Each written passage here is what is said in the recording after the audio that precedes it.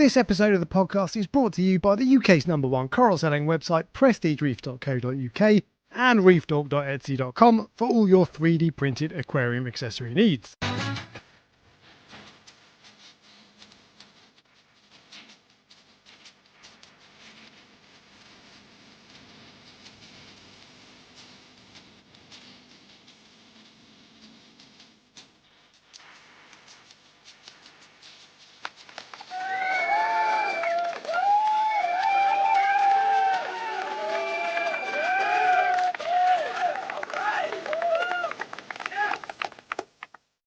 Hello everybody, welcome to the Prestige Reef Dog Show. Today we are going to be choosing the definitive five best soft corals in the hobby, the definitive 5 best LPS corals in the hobby, and the definitive 5 best SPS corals in the hobby. Now, when this felt like a good idea at the time, and then when I went to draw up the list, I was like, we could have done one each, one episode on each of these, because there's rounding it down. Best 5 LPS corals, rounding that down to 5. That's not easy, but yeah, no, we are where we are. It is what it is, and I'm sure we'll upset plenty of people because there's only so many things that we can do. I'm sure you, I don't know about you, we've got a list of 10 each, because then if we both say the same thing, we've got an alternate. I've got 14 on my list of LPS corals. How many have you got? You have 14. You know, am I supposed to have 15? I have 10. 10. Oh yeah, I did 10. Oh, look, there could have been more than 10, but I did 10. No, exactly. I could have had millions. But yeah, there we go. That's what we're going to be doing today. We're going to choose the 15 best corals, and that will then be a fact from here on. Next time someone says, "What's the best coral in the hobby?" you'll be like Duncan or whatever. How are you feeling at the moment? You know, with regards to this sort of live stream, because you know, obviously, this is off the back of a crushing defeat last week. So.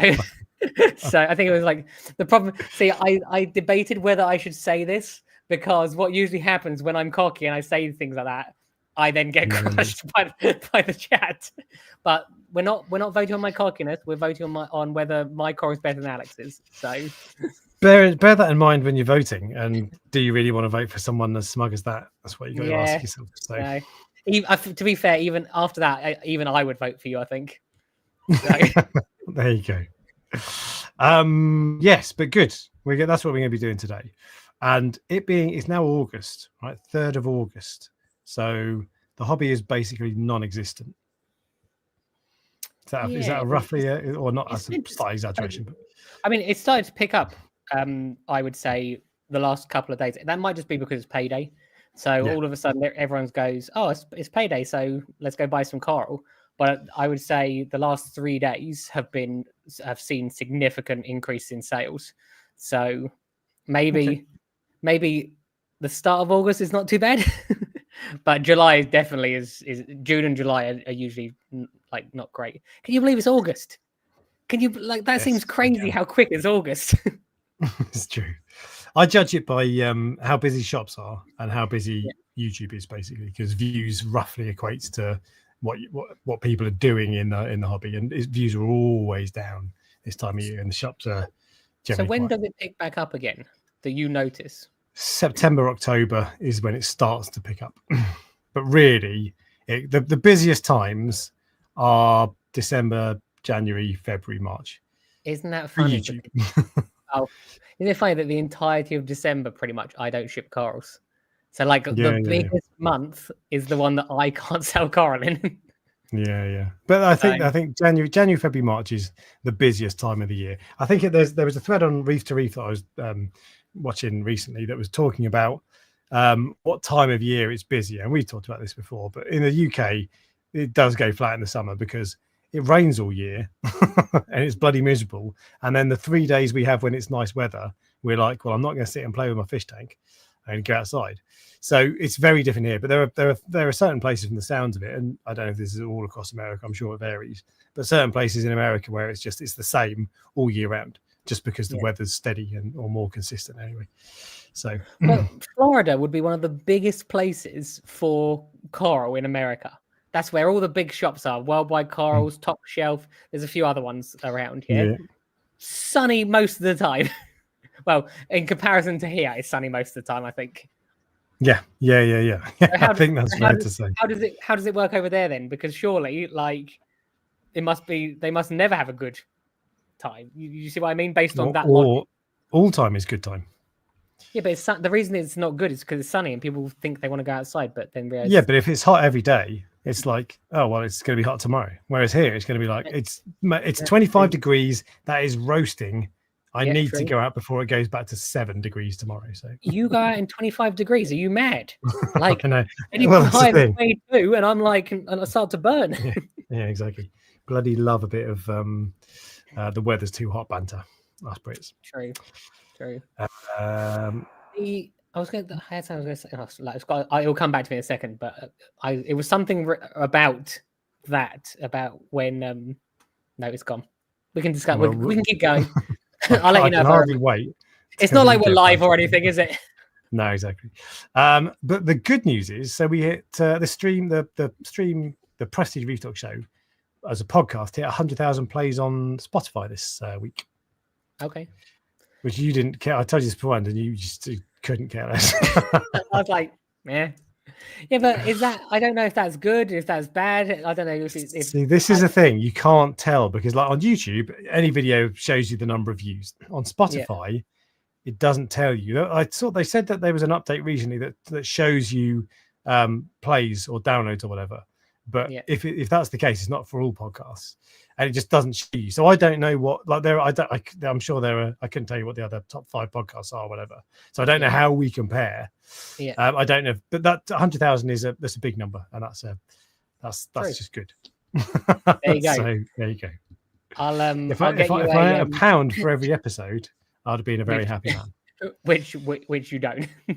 No, unfortunately, you can monetize Spotify, but it's not like YouTube. It's quite easy to get monetized relatively. Get money off of, as you almost said then.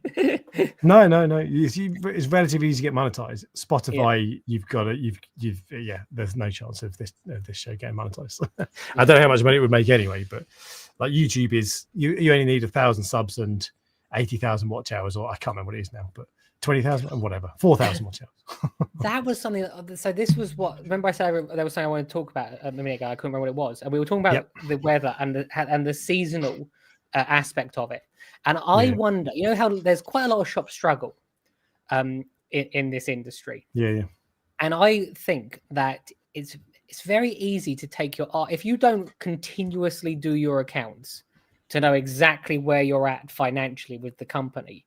I think it's very easy to think that you're making money, only to realize that you're at the end of the year you haven't made what you thought. If you see what I mean, because let's say you forget the bad times where it's a bit quiet in the summer, and then all of a sudden all this money's coming in the winter, and then so you're going, oh yeah, I'm making loads of money. But if you're not like following it, that might just be filling the deficit from the.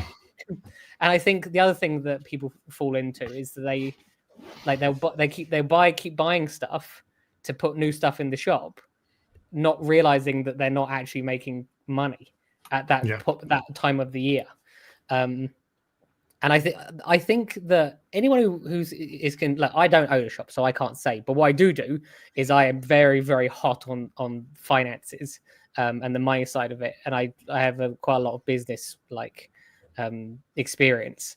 If ever anyone who's thinking about doing something, that's what they need to focus on, because there's a lot of people go into this going, oh yeah, I'm bright-eyed and bushy-tailed, thinking that they can be the next shop that does survive, only to realize that it's not as easy. And I think that's one of the things that people don't do often enough. So I'm not even sure why I said that, but I'm helping that one person who's listening who's thinking about it. Oh, I've done it. Yeah. So when I first set up Etsy, I didn't really think about any of that at all, and then I started to think, actually, am I just pissing in the wind here, or is I actually am I just costing myself money? And you can work it out there. And actually, Etsy rodgers you on fees. It's like 14%, isn't it, or something? It's higher than that. I think I worked out. It varies. It's really hard to get to put a figure on it, but it's about the average. I did at one point. I did like a 6-month audit, and it was about 23% over that 6-month period. Wow! And that's partly because I subsidize postage, so postage costs me like £1.20 or something. Yeah, but even then, it just rodgers you. But it's well worth doing. It's interesting because then you see what if you're making money or not. Actually, on new shops, it might be well worth doing for you because you press a button and a printer prints out what you want within reason. If you sell, but if you're selling handmade pottery, which has taken ages to make, if you see what I mean, and they're taking that much money, that's crazy. I always wonder about aquascapes because some people make handmade aquascapes, don't they? The ones I buy from RR Aquascapes. I don't know if they're still going, but they cost. I can't remember how much they were. They were quite expensive, but they weren't like crazy money. They were probably fairly similar to what you would pay if you bought the rocks yourself. A little bit more, maybe like a 30% premium. I don't know, 50. I can't even remember what they are, but they weren't crazy money. They were reasonably priced, I thought. And that's your limit. This one person doing this. So it's not like you've got like 10 worker drones or whatever earning minimum wage. Like go. You got one person doing this and you're limited. So you can only make, I don't know, 5 a day. And if you make £5 profit on each of that, that's £25 a day is your maximum. So the companies who make those aquascapes, I always think that why aren't they? I'm surprised they're not really expensive because you're limiting yourself effectively, aren't you? Because you're never going to earn more than, I don't know, whatever it is. Because you can't make more than, you can't just say, you know what, I'm going to make 35 aquascapes today because I was in the day. It's you're limited to your own labor, which is the same with lots and lots of jobs. But if you even some of like the battleships for fish tanks are quite expensive, I think. Like, you know, for like fresh you know what I mean? I'm sure like some of them cost like hundreds of pounds. And I'm like, really? Who's buying these? So I've just added everyone to the list who bought one. I had one in one of my freshwater tanks. No, you didn't. I can't remember if it was a battleship. There was some kind of ornament that had no place in a fish tank. Not good. You have matured since then. Moved on. Yeah. I'm now a smug saltwater person who looks down his nose at people who have battleships. So. Well, I remember there was a tank once. I went to buy. It was a tank breakdown. I was actually buying fish from it at the time, which was pretty rare because I used to only buy corals. And they had a World War II plane crashed, a massive one. This was like a 7 or 8 foot tank, and it was a World War II plane. Like someone had made it in this tank. And I was Reef tank. Yeah, it was a saltwater tank. And I was like, but I mean, it happens. Like, each to their own. Do you know what Rachel would like? Yeah, but that's the thing. Reefs do that. That's not like some people might say that's unnatural, but people sink ships to create reefs, don't they? So True. It's not my cup of tea, but yeah. Do you know what Rachel would have? I mean, every time I go to the fish shop, she says the same thing. What's the one ornament that you think Rachel would have? In fact, you won't guess it, but you can just Lego. I don't know. No, it is a T-Rex skull. She just desperately wants to have a fish tank, a marine fish tank with a T-Rex skull in it. Don't ever let her near a fish tank, Ryan. each to their own. So there you go. I have to encourage her because obviously she's like getting involved. So and then I have to just wean her off the T-Rex skulls after that. Yeah, indeed.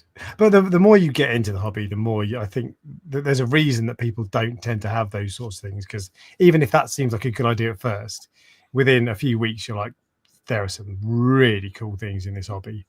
I want that. Yeah.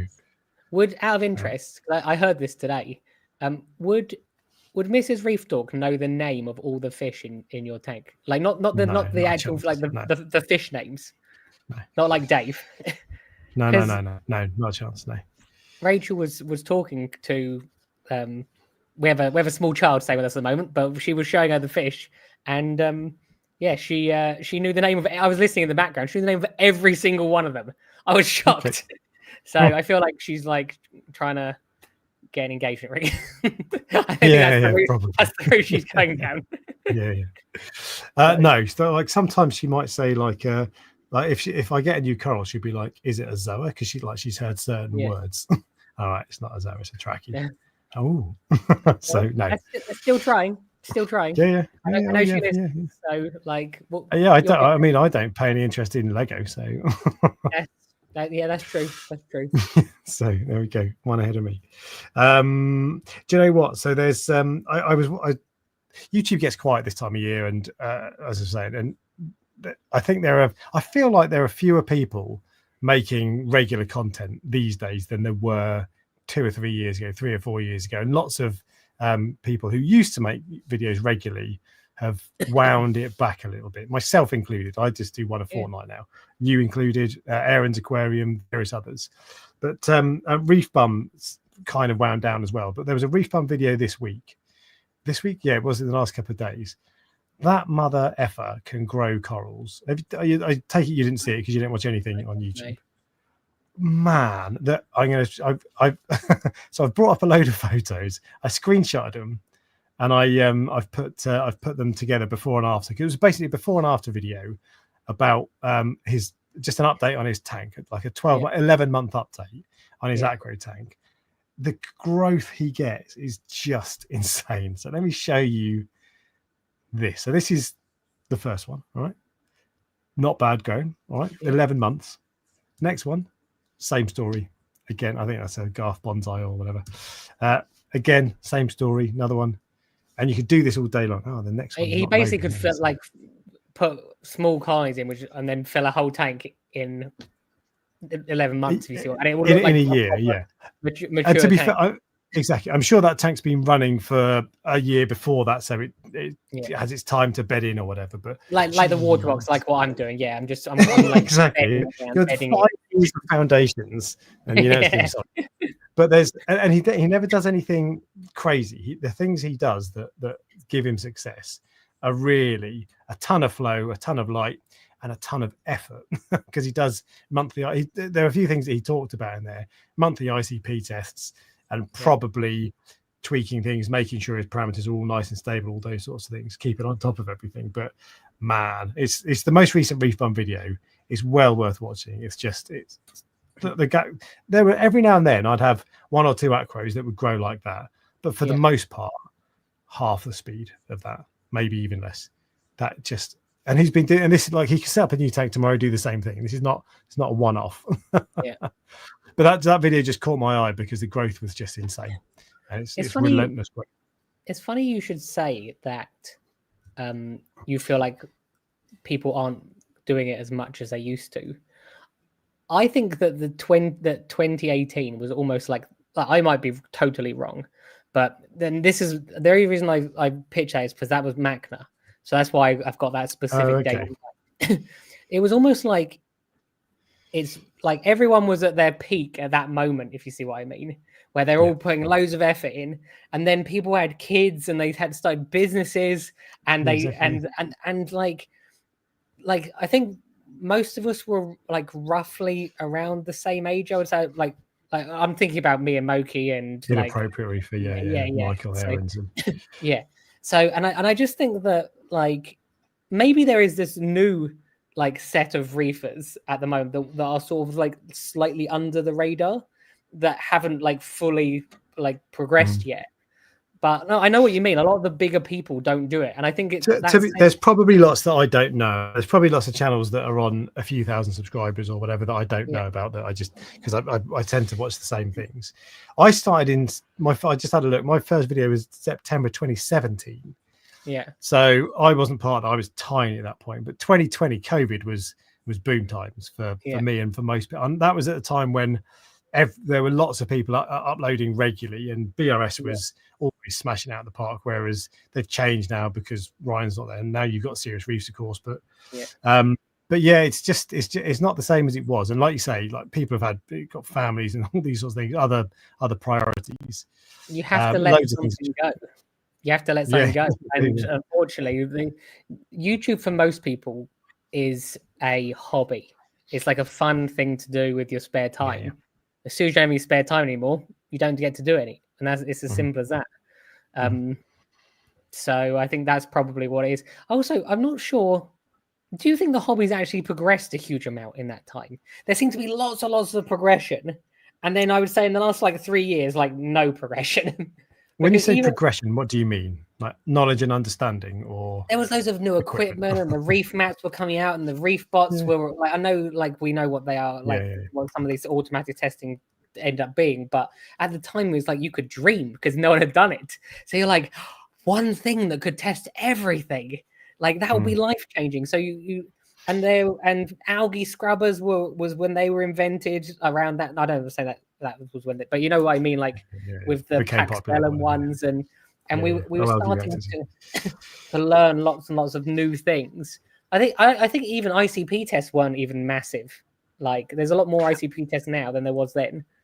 There's less innovation now, but in terms of knowledge, I think the knowledge hasn't progressed massively, but it's just become easier to gain that knowledge. Yes, so yeah, I agree with actually the way the Reef bum is not doing things today that didn't exist 20 years ago, or he probably is doing some things, but the growth he's getting is because he doses calquasa, he has a ton of flow, he does ICP tests, he looks after trace elements, he does all the important things that people were probably doing 10, 15 years ago.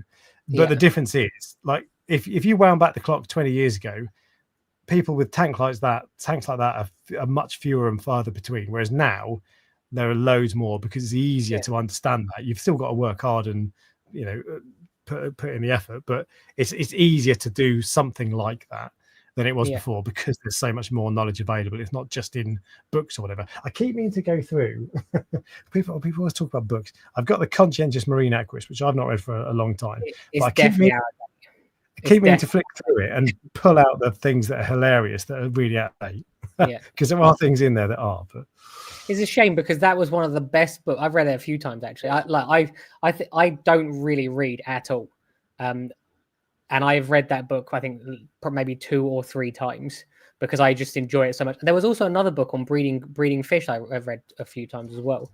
But other than those 2 books and the Harry Potter books and the Jurassic Park books, I've never read a single book in my life other than those ones. Harry Potter and Jurassic Park. Okay. Yeah, the Jurassic Park books are actually pretty good. I quite enjoyed those. Okay. But I don't not a movie fan. Actually, I do like the Jurassic Park movies, but yeah, I think that I still have the very, very, very, very first book that I got 18 years ago, and you look in it now, and it's like under gravel filters and just the most utter nonsense. You can only keep there's like it says about yellow tangs. Never put this fish with another tang because they will kill each other, which is technically true, but also not true. Like, as in it has the ability for that to happen, but there's far more success now, probably, if you see what I mean, than it says in the book. Like protein skimmers didn't have cones; they were like weird shapes and everything, like boxes. But I think so there's definitely less innovation now than there was. But I don't know. It's just there's only so far the hobby can go, I guess, because it's the fundamentals are all that really matter. I know people are moving into like the bacterial side, but the problem is that's true. But there's not enough. Like, every time you type it types as me, doesn't it? I just realized. Oh, I see. I'm like, I didn't write that. There's not enough knowledge with regards. So with alkalinity, if you have a test for alkalinity, alkalinity is low, then you do this, and it has this effect. With bacteria, a million people have done that a million times. Yeah, you might be you have this bacteria is missing. Like, do I need it? Do I add it? Do I not add it? Like, I can't go and buy it in a shop, in a bottle. I add this bacteria, will it outcompete this bacteria, which is what's keeping the tank stable at the time. So it's one of those things where. So that's probably the area that there's the most potential to develop the hobby, because actually I think if we understood that, that's the sort of thing that you can imagine. Suddenly it would be like turning on a light, and suddenly you're like, oh wow, that's how this works. So I can well imagine that will become the next big thing, if you want to use that phrase. But at the moment, you're right. There's a few people who understand it, but even then, there aren't many people who apply it and can show you the results on all these sorts of things. So like for plebs like you and me, it's like I don't get it. So and even if someone said to me, you can have a free like one of those tests, send off the back, and it'll come back and we don't even do it in this country. And I'll go, yeah, okay, go on then, send it off. It'll come back and it'll go, you have these 12 bacteria, and I'll go, yeah, that's cool. Like what do you want me to do with that? Yeah, no. Well, that's the one thing actually, because I've got issues with my tank at the moment, and that's the one thing that I'm starting to wonder if it's something to do with that. I'll tell you why. Okay. So for a start, I've gone through everything, all the obvious stuff that you should start with, and it's just and when I say issues, it's not like I've like half my corals are dying or whatever. It's just there's a few that are dying. So it might just be that this is just reef life. I don't think it is, but there's something wrong. Are you running the tank? 24 degrees. What happens if those corals like 25 degrees? It could be something. I mean, it could literally be something as simple as that. Because like most people don't run. I wouldn't say most people run their tank at 24 degrees. Mine's 25.5. So true. It's not impossible that I could turn it to 25 and suddenly all my problems go away. I'd be surprised. I know, but like corals come from different environments, and I think 24 is quite low. I know you do it because it's a mainly LPS tank, but you might just happen to have a Goni or whatever, which comes from a warmer climate, which hasn't been able to acclimate itself to 24 degrees.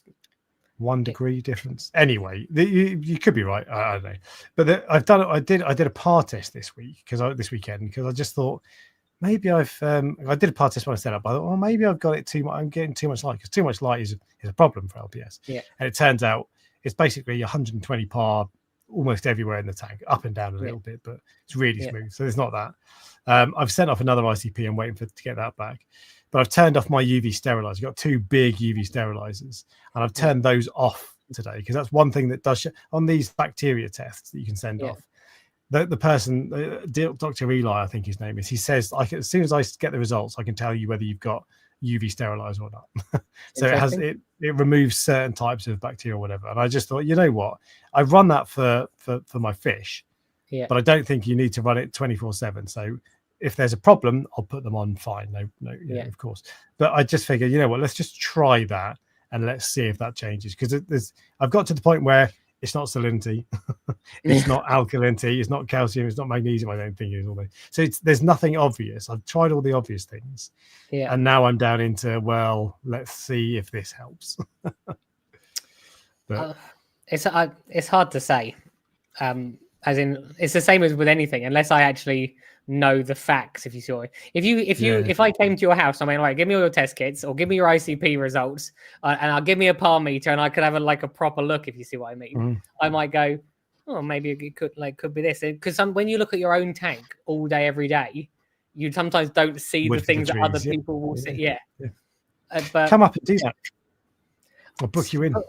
Increase it by 1 degree and see if it makes any difference. All right. Do you know what?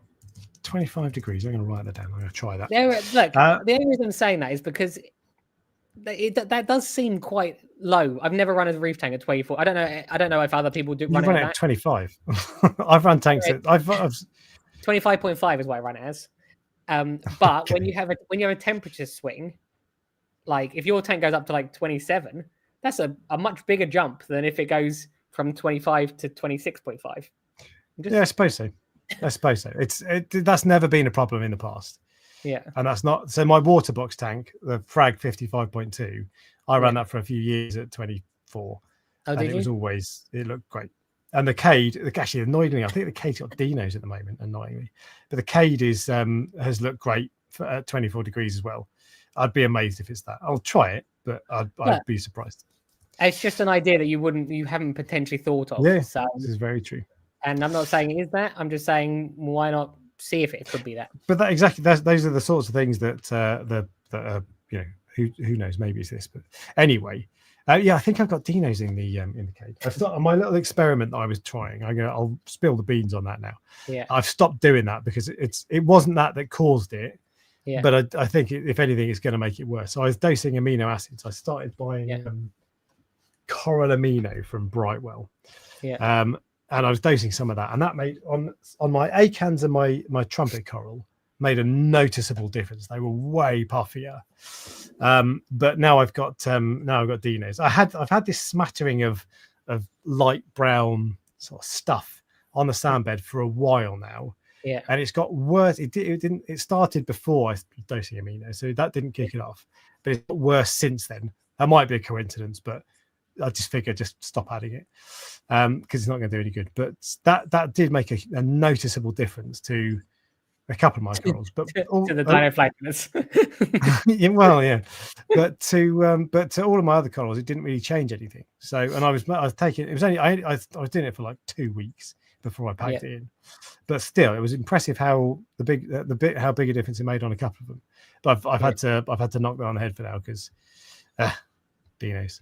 I just it might not be fooling it, but I just want, when it's dinos, you just need to get rid of it. So yeah, it's one of those things. And I'm assuming it's dinos. It's a pain in the ass to get rid of. I feel sorry for you. yeah. Well, I've had it before. I have, yeah. It might not even be that, but I think it is. I need to send it to you with your microscope. No. Well, next time you come down, bring a sample. We'll have a look. Ooh, I need to bring that fluval tank back.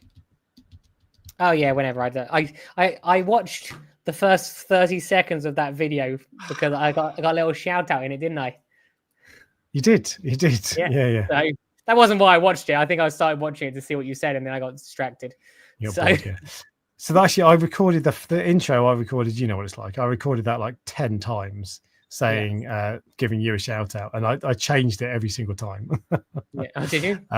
Yeah, because I was like, oh, shout out to Ryan. He's just started up a coral auction website, and I was like, how long am I spending talking about this? Then I was like, well, should I say that I'm in commission from Ryan? Then I was like, well, no, isn't that obvious? And I was just like, do you know what?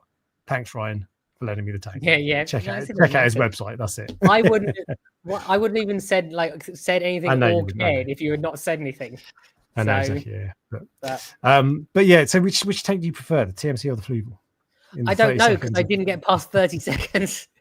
You could see they were both in that video for 30 seconds. I know they were, but to be honest, I actually don't know. I think I might have been uploading auctions or something, and in the background I heard, oh yeah, someone just said Ryan gave a shout out to Reefing Lex Luthor. Did you notice that? Notice that? Well, you've said that before. No, but yeah, so Aqua post. I share all Aqua stuff. Every time they post on Instagram, I put it on my story. And I wrote something like, "Come meet the Reef keeping Lex Luthor" or something. I see. I don't look at my stuff. Stories? No, I don't. No. And I didn't tag you in it. So, and I thought I did that like 3 days ago or something. And I was like, I never heard from Alex about that. So I'm assuming you didn't see it. No, I don't like Instagram, to be honest. I start scrolling through. I like looking for. There's some tanks there that I really like. I like looking at nice corals, but within 3 seconds, it's showing me road rage or like puppies or something. And I'm like, oh god, I don't care. I like how you said we could have done a live stream on any one of these, and now we've wasted the first half an hour talking about nonsense. I haven't wasted, and it's not wasted, Ryan. This is investing. But since you're so keen to. Someone commented on the video that's obviously on my channel for the last live stream going, the first half of it is just nonsense. If you want to get to the good bit, it gets to here. Every now and then. So obviously I get those comments all the time. Every now and then I'll get a comment like that. There was one I did a while ago. I can't remember if it was just you off or whatever, but I was like, you know what? I want to do a live stream. I'm going to do it now. So I started it and I called it Q&A session or something like that. Yeah. I was like, right. I haven't got a plan, but I thought we'll do a live stream. Ask me questions and I'll talk to you because we don't get to talk to the channels. So I went through and just answered everybody's questions, did it for an hour. And I got a comment afterwards saying, this was unprepared. You need to make sure you organize yourself better next time. You were just answering questions. Like, that was literally the point. That was the point of it. All right. Don't watch it if that's what you don't want to see. But anyway, since people don't realize sometimes how close that we, and this might as well just be honest with people, how close that sometimes we go, we don't fancy this. It's true, isn't it? Like we had the conversation the other day going, we don't fancy it, and then we went, well, actually, we just like talking to each other on a Sunday. Might as well just might as well just let people watch it.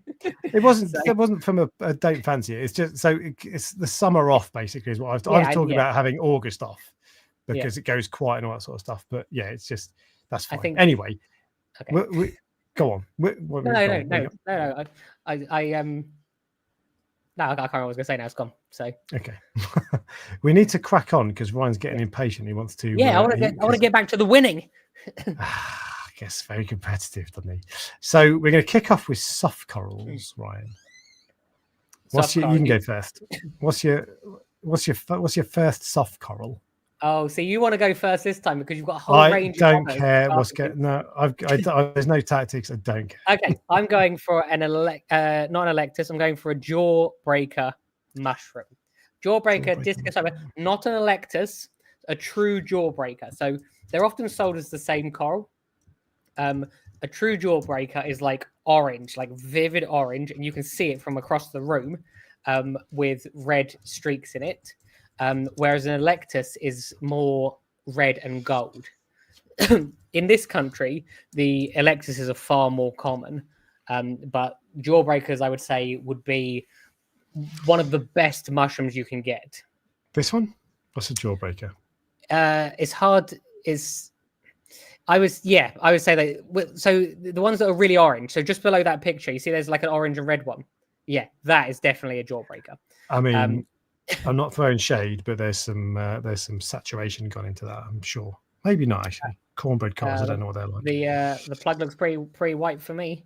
It's true, but yeah. Anyway, you could a lot whiter than some of the plugs you see. But this is true. There's a whole range of different Jawbreakers, like similar sort of ones. One of the things I absolutely love about them, though, is that they mature with age.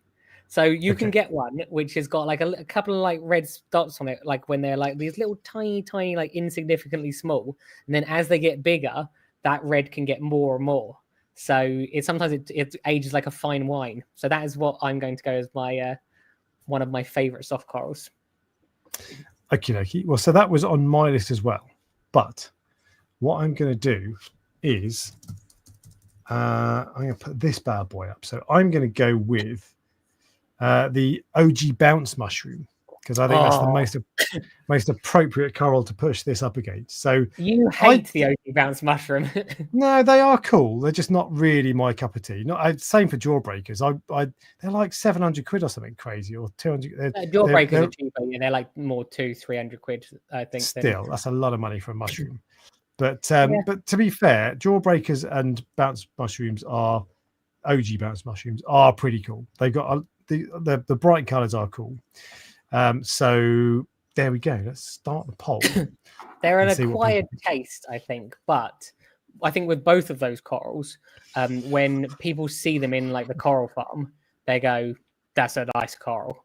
So they're one of the ones that really, really fluoresce. But having said that, that's true.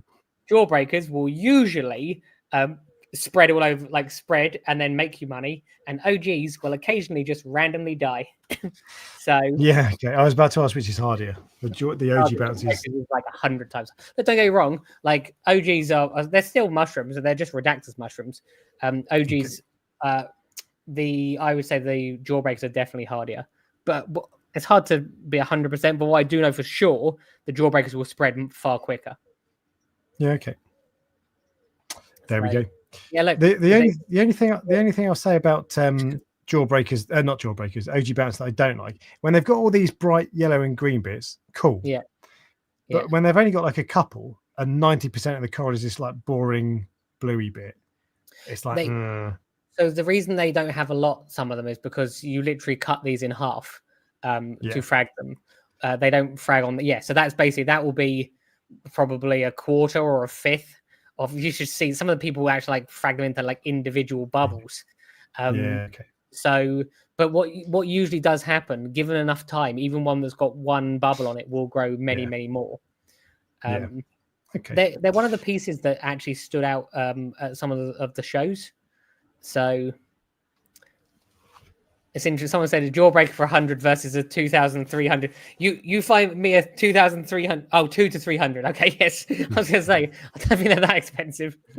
But yeah, I have OG on my list as well, but I'm not sure. I think if I was going to pick one of them, actually, I don't know. Which one would you pick out of interest? Probably. Oh, I don't know. Probably, I don't know. I don't really know. I think now that you've the poll is finished. I would definitely pick an OG. Would you really? Yeah. Okay. Yeah. As in, I have an OG which I keep, which is mine. I think probably an OG, but I don't know. I'm not. Every time I see them, or the Jawbreakers as well, and they're cool, but I don't actually want. I never want it enough to buy it, either of them. So. The OGs are like those expensive like LPS corals. You have one, like a Trachyphilia. You have one piece. It doesn't do anything. It doesn't populate or spread anywhere most of the time, and it will just get bigger and bigger. And sometimes it'll get to the size like the palm of your hand size. But yeah, so oh no, Brett bought the OG off the live stream. He said, "Oh, sometimes you say randomly die." Look, if you've had your one and it's doing fine, it'll be fine. But some people didn't tell him that before you sold it, did you? It was on the auction, so he won it on his own. But they are. I have known, not that like people that have had them where they have just randomly died. So, but Brett, you have to realize I'm trying to beat Alex, so I need to get people on my side. What I think I'm going to do actually is, because I'm not trying to beat you. Okay, I'm just trying to. So the reason I chose OG Bounce Mushroom was because I think they are the most. If I don't want to put Pulsing Xenia up, because that means one of them loses out and they should be together. So actually, what's going to happen is you're going to go first on all of these. And I'm not going to cheat. No. I'm not going to try to choose something that beats you. I'm just going to try to choose the best comparator so we get the best result. Okay, fine. So what's your next one? I'm going to go for an orange Florida Recordia. Ooh. These you don't see them very often anymore. I think because actually there was a massive issue. What with Florida? In Florida with the heat that killed most of them. But I remember, like, they were one of my. I actually don't even have any anymore. They were one of my most popular sellers when I first started the farm. If anyone has these, let me know, because I'm probably interested in them. But I sold. I'm not talking about the Recordia Yumas. I'm looking for the Florida ones. And the Florida ones are the ones see the top ones with that one. They have bigger bubbles, whereas the Yumas are more sort of have small, like a range of different size bubbles on them. That's a Yuma. Yeah, not interested in that. No, the Ricks are nice. But yeah, they are. That's what I'm going for then. That's a nice one as well, actually. No, these you used to see these all the time. I only ever had one and it died.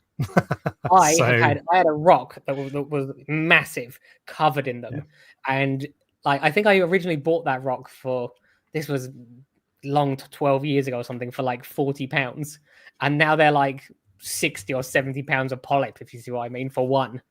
So there's certain corals I love when I've made money from them, if you see what I mean. And I don't know what happened to the last one, but I usually always keep one of everything, and for some reason I don't have that anymore. So maybe it went off the tray and disappeared somewhere. Fair enough. Well, let me just have a look and see. So I'm going to go for Green Star Polyp GSP. Oh, I mean, it's a nice coral. Not sure, and I see why you've included it. I actually don't have that one on my list, but I think that we'll see what happens.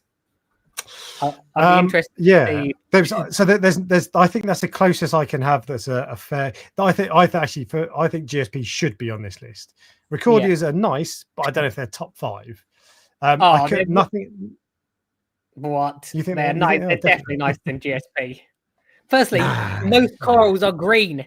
Pick a nice orange one. Yeah, but the GSP is the reason that GSP I think is on there is you can get it everywhere. There's one in my tank there.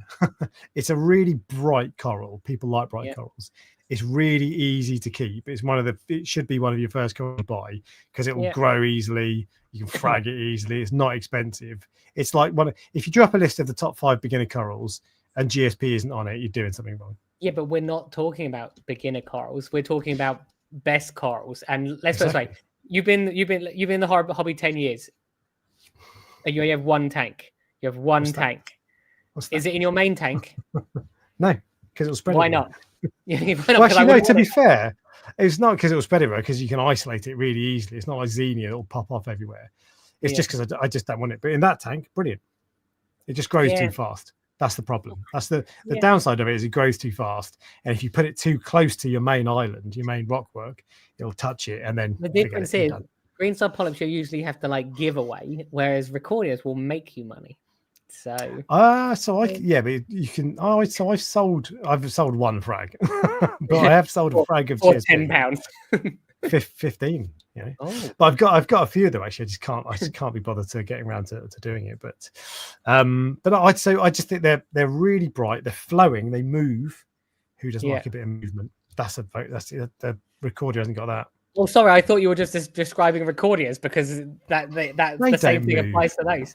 They do. They have that same sort of like bubble swaying, like the nothing. Yeah, they like do. The they definitely do. They have some movement, but there's no way that you've got like strands of GSP doing that. Oh, we're gonna fall out. Right, well, I'm going to end the poll because I've won. So you won. 51-48. How is that even possible? That it shouldn't have even been close. I agree, it shouldn't have been close. GSP should have absolutely smashed you. That's such a good coral. That's got to be on there. I'd have been disappointed if that didn't make it. Yeah, I mean, it depends on what best stands for though, because like I'm choosing corals that are like cool colors and bright, and you can make money from, and like yeah, but the hobby's not about making money from it, is it? Yeah, well, there are a lot of hobbyists that want to make money from their tank, so they can get rid of their green star polyps and replace it with something nicer. But there are various reasons that I think GSP is definitely a best, because it's bright and colourful, it's got swaying movement, it's cheap, it's easy. I think that's probably, if you draw up a graph of the Venn diagram of easy to keep and looks nice, that's probably the best. Yeah, look, I agree with you. I like green star polyps, but I would say similar to what Serious Reef said about a regal tank. You don't see any like long-term reefers that like are so excited to put green star polyps in their tank. Usually, you get a couple of weirdos. Yeah, it's almost like you put your hand up when I said couple of weirdos. Then, but no, it's true. It's more of a beginner-friendly coral, I think, but it's just really nice. It's a nice coral. Anyway, what have you got next? I feel this is unfair now because it's like you're basically what's happening is I'm putting one up and you're choosing from your 14 other ones or whatever it is. I'm going to go for Utter Chaos because I would argue that Utter Chaos is probably the best zoas that you can get. Utter Chaos zoas. All right, so I've got to choose zoas. I can't ask you because you won't be independent about it. I'm going to put. So actually, I think if I was going to choose my favorite, what should I go for? If I was going to choose my favorite to go against Utter Chaos, and Utter Chaos is a good one, I would probably go for Blue-Eyed Blondes, because I really like Blue-Eyed Blondes. They're all right. They're amazing. They don't have that. They don't have that like. Firstly, those ones are quite a small polyp zoa. So I like the small ones. But Utter Chaos are like. I've got much larger polyps, so they have a much like more like impact, and they're much brighter as well. I'm going to go for scrambled eggs. They're really nice and really bright. So you said Blue-Eyed Blondes, and then you went for scrambled eggs.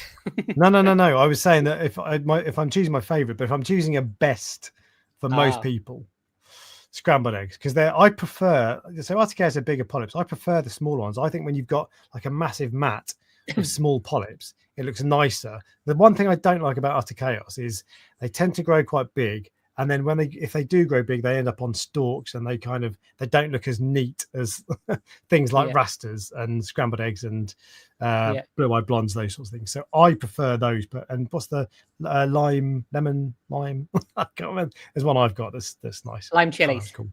Lime? No, not lime chilies. No.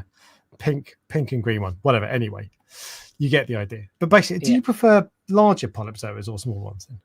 Larger, definitely. They have way more impact. Okay. And also, like, if you give them minimal light, zoas can get huge. Like, I remember there was a shop that had like a really, really tall display tank and the light couldn't get to them. And their zoa polyps were like the size of your thumb. Yeah. Like, they were huge. I'd never seen anything like it before, but that's because they were so desperate, like stretching. They were the right color, and they were Utter Chaos, but it's I don't like that. I like it when they're small and close to the rockwork. I think that looks when they're best. Although the good thing of when they're a bit longer, And utter chaos, my utter chaos used to do this. My clownfish used to live in the utter chaos because they can get between the stalks, whereas they can't do that with scrambled eggs or rastas or whatever. The other downside to the small one is that usually people want to start a Zoa garden, and this every so often you get like a little snippet of like useful information amongst all the nonsense on this live stream. Yeah, Zoas come in different sizes. They are big ones or small ones. Do not combine them because you will only have big ones left. Loads of people want to have a Zoa garden, don't they? And the smaller ones just can't compete. So that's true. But I find you can put small ones that will outcompete big ones as well. I had the one that I'm thinking of, and I can't remember what it's called. I'm not saying it didn't happen, but I've never had that experience myself. Normally, it's a pain in the ass in the coral farm because I'll leave them somewhere, and all of a sudden you come back, and then all the big ones have grown over the little ones. Yeah, I can't remember. This really annoying me. You've bought them off me, or well, I've given you a load before. They're little pink and green ones. Do you remember? Oh, I can't remember. I couldn't find them on your website. Are you sure it's not fake lime chilies? Because they are pink and green. 100%. No, they're purple. No, it's not them. Anyway. Pink diamonds? They're pink and green? No. Anyway, you won't remember. But those ones I've had before, they're very small polyps, same as scrambled eggs. And they absolutely smothered everything else. Which is really annoying because when you want a Zoa garden, because the problem with Zoa gardens is that you can put you have this image in your head and you're going to go like, oh, I'm going to put a green one next to a red one and then an orange one next to a purple one, and you're doing all this theory about how amazing it's going to look, and one will smother the rest over a long enough period of time. Might take 6 months, it might take 5 years. It's going to happen. If you want to have a Zoa garden, the best way of doing it is get loads of small rocks and put them close enough to each other. Laser lemons. Oh, yeah. It was funny. I have 0 of those left. They are so popular. If you still have those, I want some more. I don't know if I took all of yours, but no, I've still got some. Yeah, the best way to do a Zoa garden is to get lots and lots of small rocks. Put the Zoas on that rock, and then you can always move the rocks further apart from each other to create that effect. These ones, laser lemons. Yeah, so those are the exact ones I'm talking about. They're just, I don't know if it's because they just grow so quickly, but I had this amazing Zoa garden mapped out with like 6 different types, and it ended up just being all laser lemons. Zoas are one of the corals in the farm actually, where it's funny because like you get extinction events in the farm from over hunting, essentially over fragging, and that's exactly what's happened to those. They were really popular and they would sell all the time. Okay. And basically, I fragged them and I fragged them, and now and sometimes you're right, they grew everywhere at first, and then when I started to properly sell them, I got none left, and that's basically what happens in the wild when animals go extinct from overhunting. It's true, so, exactly. It happens. You didn't do it sustainably. There have been times where, what was it like? So the ones that's happening at the moment, Tutti Fruttis covered basically a third of the tray, and now I've only got a few frags of that left. I've had it where purple bees have taken over, Pandoras, and slowly but surely you like whittle them down. But because you know that they can be invasive, you can sometimes over whittle them down, and that's what happens. I had one colony that I'd made. I bought a Zoa rock that I just put a laser lemons on, and it just covered that rock completely. It was probably 8 inches across. It was a good size, and it was completely covered in laser lemons, and it looks so cool. I love the ones that are close to the surface. Anyway, I've ended the poll. Utter Chaos is one, which I think is the right outcome. Yeah. I'm interested to see if Rastas would have done better. What do you think is second best if you hadn't gone for Utter Chaos? I have got on my list. I've got Sunny D's. LA Lakers. Sunny D's is a good shout. LA Lakers are very close to scrambled eggs, and LA Lakers are basically exactly the same Zoa, but the blue is slightly like blue. But it's much nicer with scrambled eggs, I think. Why? I don't know. It just is. Sometimes when they're in the farm next to each other, you can barely tell the difference. So I'm not sure how it can be. The LA Lakers are smaller polyps as well. Are they? I don't. Yeah, I've got a few Zoas in my current tank. I don't really have many, but in my last tank I had quite a few. I'd like to have a whole Zoa tank, but again, you'd end up with just like one 3-foot colony of Utter Chaos. So this What I'm about to say is only going out to like a very, very select group of people. Basically, if you have zoas that you don't want anymore and you're relatively local, or you're willing to drop them down, I'm interested because I'm What's trying local? to. Where are you? Oh, I'm about 20 minutes from Horsham. Horsham's like the Sussex. nearest town. Yeah, I'm in Sussex. But yeah, but if you're in like Manchester, just like there's no point, if you see what I mean. But also the other thing is you've got to be realistic about what you want from them. Don't go, I bought this Zoa polyp for £30 a polyp and now I've got 1,000 of them, so you owe me 30,000. But yeah, but Zoas are one of the things I'm trying to get what I want is a 4-foot tank full of different Zoas. I don't think I'll be able to do it for Aqua. Just one. I've got 4 tanks. I want one tank just for Zoas. But to get Zoas is not that easy. Like the sort of high coloured ones, if you see what I mean. Yeah. So. All right. I'm going to break. I think I looked down my list of stuff next, and I'm like, oh, I don't know if I need to split these. So I'm going to do the first one next. So next for me is pulsing Xenia. Okay. And it's very important to me that this wins because pulsing Xenia, although I don't have it and wouldn't buy it, is amazing. And it should be on the podium. Alex says he's not playing any strategy games or anything like that, but the one like really, really unique coral that is like would be very hard to beat, that is unlike anything else that everyone loves, is the one he picks that he wants to go first on. So if I could just wait until you choose something that I think I could beat. So I'm not. Yeah, that's true. I just want to get out. The only thing is, my fear is that you might go with pink clove polyps. I was going to go. And I'd like both of them to be on this list. Papaya. Oh, okay. Yeah, that's what I mean. Polyps is what I was going to go for. Yeah. They are less invasive than Xenia. Again, sell for good monies. So what we should do a live stream of how to get your tank to pay for itself. Because I just think it's interesting. If you're growing Montipora, for example, most people will throw plating Montipora in the bin because they can't sell it. But if you're growing like John Deere Leptastria, maybe. Yeah, maybe. I'm not interested in that. You've done videos on that. I think I've done videos on that in the past. Yeah, probably. Something similar, probably. But So what are we going for? Papaya, clove against. I've put them both up, and this is so I would like them both to be on this list ideally, but I think that's probably a fair choice because they are quite similar, aren't they? Yeah. But and because papaya cloves, I agree, but not your one. Papaya clove polyps do pulse a little bit, but they don't pulse and sway as much. Yeah. I didn't know. They don't pulse and sway like Xenia does. Yeah. But I think from the looks of it, it's not going well for Xenia, which is a shame. A list without pulsing Xenia. If I went up, if I had put a toadstool up, for example, against pulsing Xenia, I think it would have won.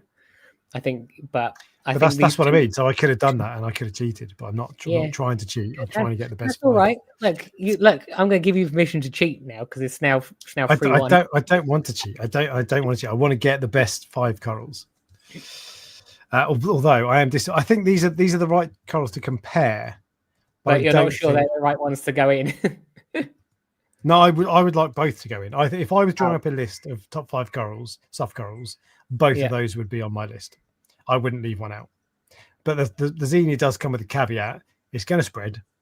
It's a pain in the ass to take off. We've talked about this 1,000 times before. When you try to pull it off, it's slippery as anything. So getting it off is impossible. You can't just isolate it and it'll be okay because it'll pop off and appear halfway across your tank. It grows. Most of the time, it grows really quickly, so it spreads like crazy. The other side of that, though, is sometimes inexplicably it'll just die. So it's a beginner-friendly coral, but it's not like a really hardy. Like you can't if you've got like toadstools or mushrooms, you can't like if that dies. Whoa, you need to have a hard look in the mirror. If Xenia dies, fair enough. It's just I don't know what clove polyps are like. I don't think I've ever kept clove polyps.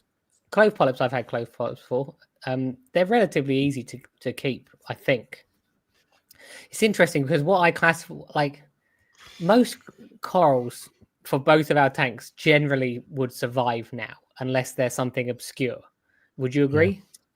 Well, as a general rule, but yeah. But what I'm saying is, if you got a toadstool, it'd probably survive. If you got a Kenya tree, it'd probably survive. If you got there's some trickier corals like Goniopora where you know that some will survive and some won't survive. 50-50. So I think that gives us how do I put this? It doesn't give us an accurate representation of how easy a coral is to keep for a beginner, because the people who want to know how easy a coral is to keep are usually beginners, if you see what I mean. So are clove polyps hardy? Maybe. I actually don't know. I've never put them to the test, if you see what I mean. But yeah, I think you understand what I'm trying to say. I do, yeah. But I'm going to end the poll. Papaya clove polyps for the win, Ryan. There you go. Is that now when we've got a list of the top 5? No, we got 4. 3, 4. One more to do. Oh, do you know what I want to win the next one? I've already got my one, and I'm going to say it. Japanese weeping willow toadstool. A green Japanese. No, type this in: green weeping willow toadstool, because I've searched it. The reason I've searched it is because I want to know I know the exact pictures that come up. Weeping willow. And it's the second picture of it. I'm very specific. The TCN Japanese. I'm going to put. Oh, hang on a second. Which is best? Which is best? I don't even know what you put up. Weeping willow. Oops. Or what was the other one I was going to do? Oh yeah. Okay. We have to get the pictures up before you start the. Yeah. I don't even know what your one is yet. Do you want me to stick? I take this very seriously. This is my ass and clean the floor after me. Right. This is like the one part of my week I get to enjoy. So, what did you want me to? Japanese weeping willow, green weeping willow toadstool is, because I can show you the exact one in the pictures. What? So green weeping willow. So fussy, aren't you? God, right. Okay. Right. There we go. Which one is it? Which one do you want? It's the second picture. That one. That is like a proper nice toadstool. That looks like a torch. Yeah. What do you mean? Okay. It does. Yeah. It's all right. Yeah. It does look a bit like a torch. Yeah. I'll give you that. So I really like that, actually. I don't have that same thing. I just need to clarify something, just quick. Paul has just said that the pictures are warped. I have this. People say this to me all the time. It's not the pictures that are warped. It's the curve of the webcam, which makes them look warped. It has a slight thing to it. People come to the farm and they go, "Do you do that on purpose to get people to comment?" I'm like, "No, they are straight." So it's funny. So the Reef Dork, that thing behind me, that UV painting behind me, that looks straight on here, but it is at a distinct angle. So actually, in real life, when I look at it, it's at a real steep angle. It looks ridiculous. Yeah. But when I have it straight on the wall, it looks bent on the camera. So I have to have it looking ridiculous. I don't like it. Anyway, sorry. What was I going up against for this one? So I want your coral to win. Okay. So I'm going with green Capnella, which is the toxic green Kenya tree, basically. It's like I would say that's actually a pretty close battle between the two of them, because they're the same color. Yeah, but I think they're boring. I just think they're boring. You've got a lot more going on with the polyps and the little bits at the end of the polyps, whatever they're called, the tentacles, I don't know, on the toadstool. I really like toadstools. Capnella I don't like, and it spreads like crazy. It'll drop off babies. It grows, I'm not a fan. I've got it growing in the farm as well at the moment. It's interesting. That's been on the auction website. There was one week where it went for like 45 and one week where it went for 15. It's like how can there be such a variation between exactly the same coral? But that's what's it called? Auctions. yeah. That's actually happened this week. There was that while the poll's going, there was a blue hydronophora, which was on a couple of weeks ago for £11.99, did not sell. It was a big piece. I cut it into 4, and one piece of that 4 is now at £30. There is no rhyme or reason. You see what I mean with this? People do prefer smaller corals, though. Generally, Yeah, like smaller yeah, frags. Like you don't like if you put an enormous piece of that green Japanese, whatever it is, weeping willow. If you put yeah. like a massive foot wide piece, yeah, like a 6-inch chunk, no one's touching it. If you buy a 1-inch bit, you can Yeah. see where that's going to go in your tank, and the reality is it's going to get too big. But that's people want smaller frags, generally speaking. There'll be some people who are like, oh, I only want a colony or whatever. But and you don't want to feel like you're being ripped off. You don't want like a 2 millimeter long frag of of toadstool. But generally, people don't want big corals and big fish either. You don't go if you're buying a tang, you don't go and buy a 10-inch long dory, do you? You buy like a 50p size one. See, now that the little angels are in the water box tank, I'm actually looking at the other fish going, I'm not sure I like you because you're so big in comparison to some of the other fish in there that it looks weird. So I'm not sure. I have a real love-hate relationship with that tank. The thing, this is the problem though, because obviously if there's quite a big convict tank in there, there's quite a big gem tank in there, and I just think if I took those out, people are going to go, and I didn't film it, which I can't be bothered to film at the moment. People are going to go, he's killed all those fish, but I haven't. I just wanted to move them on. And I know I could just film a 30-second clip of me replacing them, if you see what I mean. But it doesn't matter, does it? No, I know. Anyway, I don't know why, but that's something that I'm genuinely thinking about. But that's first world problems. So this is true. Okay, we're going to move on to that. So we now have a definitive list of the 5 best soft corals in the hobby. They are GSP, papaya clove polyps, jawbreaker mushrooms, toadstool, whatever that toadstool was, and utter chaosoas. I think I would say that's pretty good. Are you happy with that list? Yeah, I think if you had all those in if you could only have 5 corals in a tank, and those were the 5 corals, I think you went a bit overboard with the jawbreaker compared to the rest of them, but but yeah, I know. Yeah, it was the jawbreaker one, wasn't it? Yeah, it was. Yeah. So I think if you get green star polyps and next to a 200-pound coral is pretty extreme. Yeah. But yeah. I'd say that's a good list.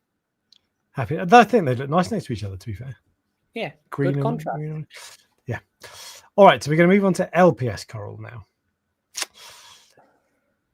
This is the hardest one, I think. There's a million options, and just even you could say torch coral, then it's well, just torch coral or a particular type, and then same for gunnies, same for chalices, everything. I'm going to kick off. I'm going to cheat. I'm going to tell you right now, this is cheating. I'm going to go for a Holy Grail torch as my first one. Okay, I see your Holy Grail torch, because the first one I was going to go for was an Aussie gold torch. One of those true, proper gold ones with the white balls on them. And if you think that you've seen them, I couldn't even, I've seen hundreds of torches. I can't even tell you the last time I've seen a proper Aussie gold one. Which one are we talking about? This one? You'd have to click it to sort of zoom in, I think. But that's as big as that one. The ones that die all the time. Okay. Okay, fair enough. Well, I'm going to do. So I've misspelled Aussie. I've spelled it with a Z. Zussie. Yeah. Oh, good. Zussie gold torch. That's Aussie gold torch. Which there are loads of corals which look kind of like your torch, but a true competition aside, which of those do you prefer? I swear there's the gold one. That is a very, very unique coral. Unfortunately, when people get them, they die almost every time.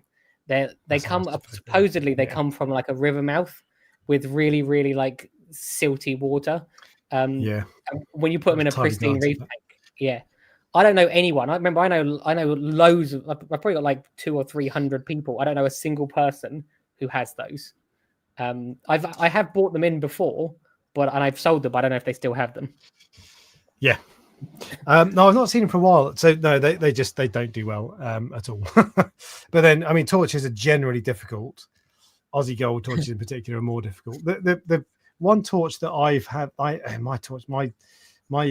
Holy Grail died, and that's actually one of the ones that is on the thumbnail. Is that one of the ones that's on the thumbnail for this this live stream, I think it is. One of the ones that was on the thumbnail is the. Let me just have a look. Live stream. View all live stream. No, I can't see it, but I'm pretty sure. There's a load of torch corals which look similar to your one.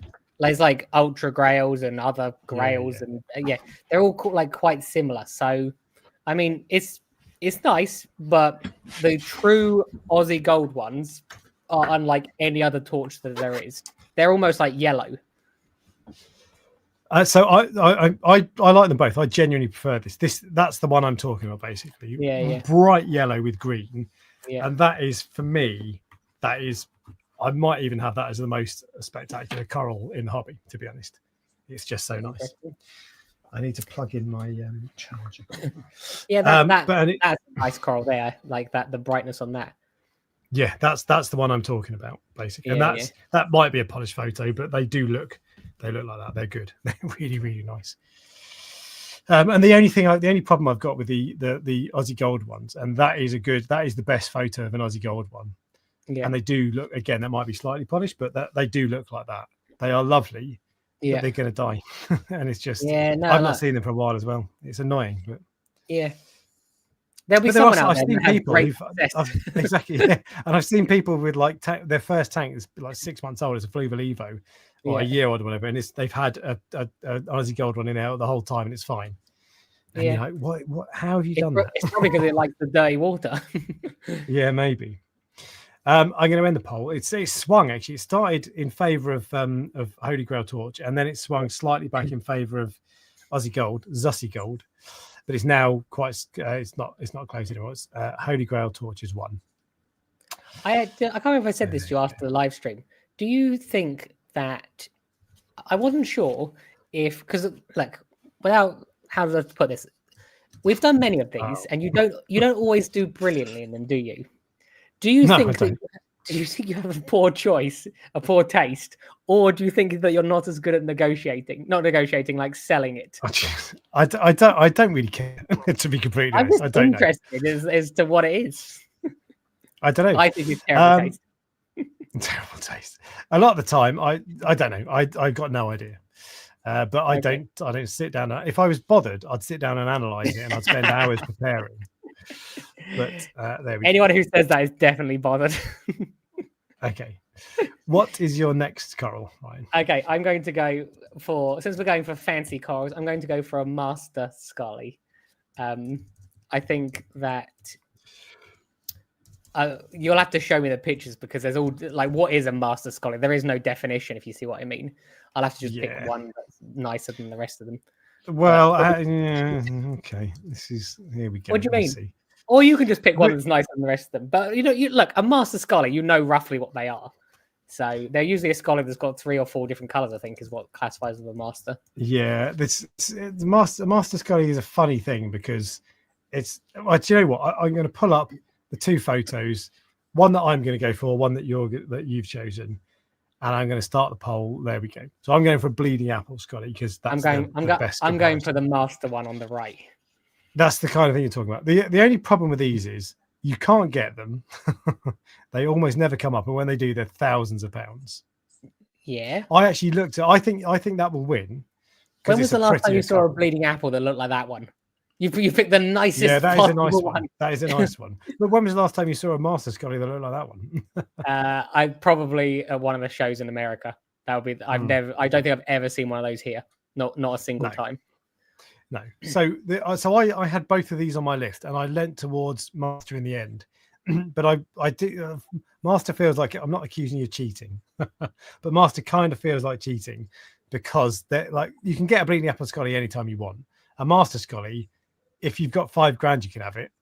Yeah. But no one's going to be brave and the other thing is, even if I had $5,000 to spend on a coral, I'm not buying one of them. Yeah, but if you had thinking, what if it dies? If you had £100 million, 10 million quid, yeah, exactly, yeah. Then you would probably have, you'd have 10 of them. And then if it dies, it dies. Don't care. actually, look, if you had £100 million in your bank account, you wouldn't have 10 of them. Well, you may have 10 of them, but what you actually would have is a whole rate. You'd have one of each color.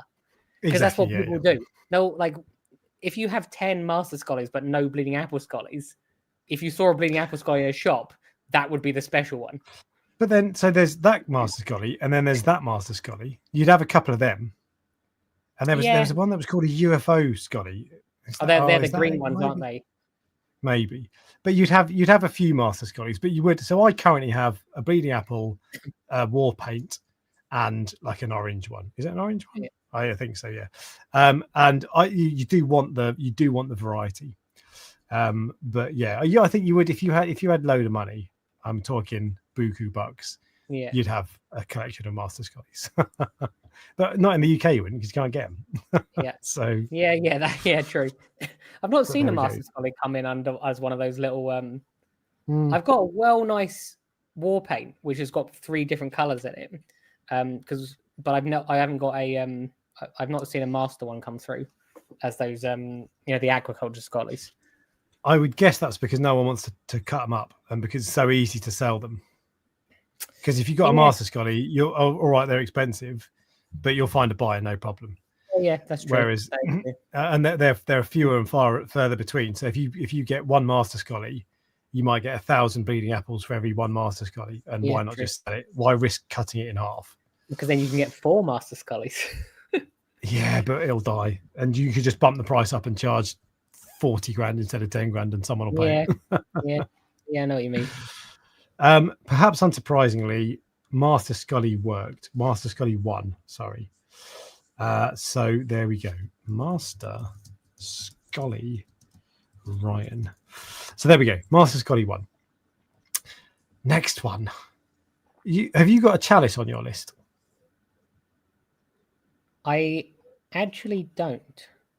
Oh, I don't, but I've got something. I've got something that will go up against the chalice, I would say. Okay.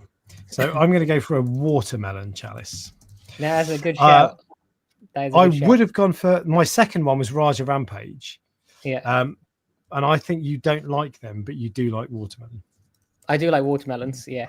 Oh, look at what he's doing. He's getting me to admit that I like his coral at the beginning. Nice. Okay.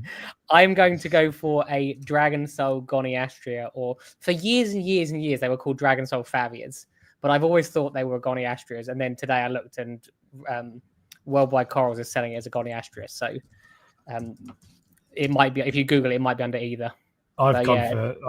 I've put in. Okay, so let me just show whilst I'm putting in.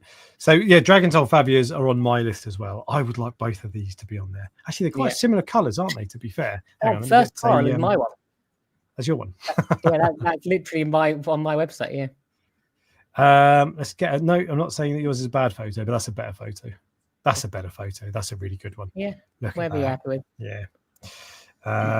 Yeah, I've got a really nice colony of both of these, to be fair. Yeah. Dragon Soul Favia.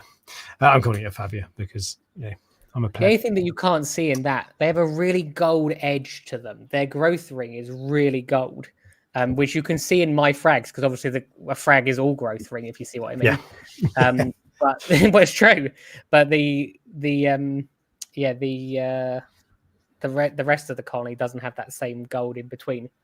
So if you like it, basically, if you like the gold, don't buy it. Yeah, no, but you still get it on the edge, don't you?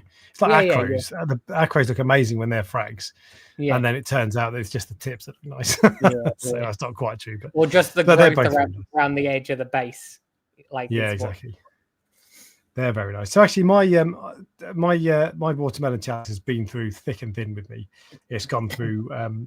It's gone through salinity swings. It's gone through all sorts of problems, and it's still going strong. I like it. I've never fragged it, actually. That's one coral that it's getting to a big disc size, and now it grew into a disc, and then it started drooping down at the ends.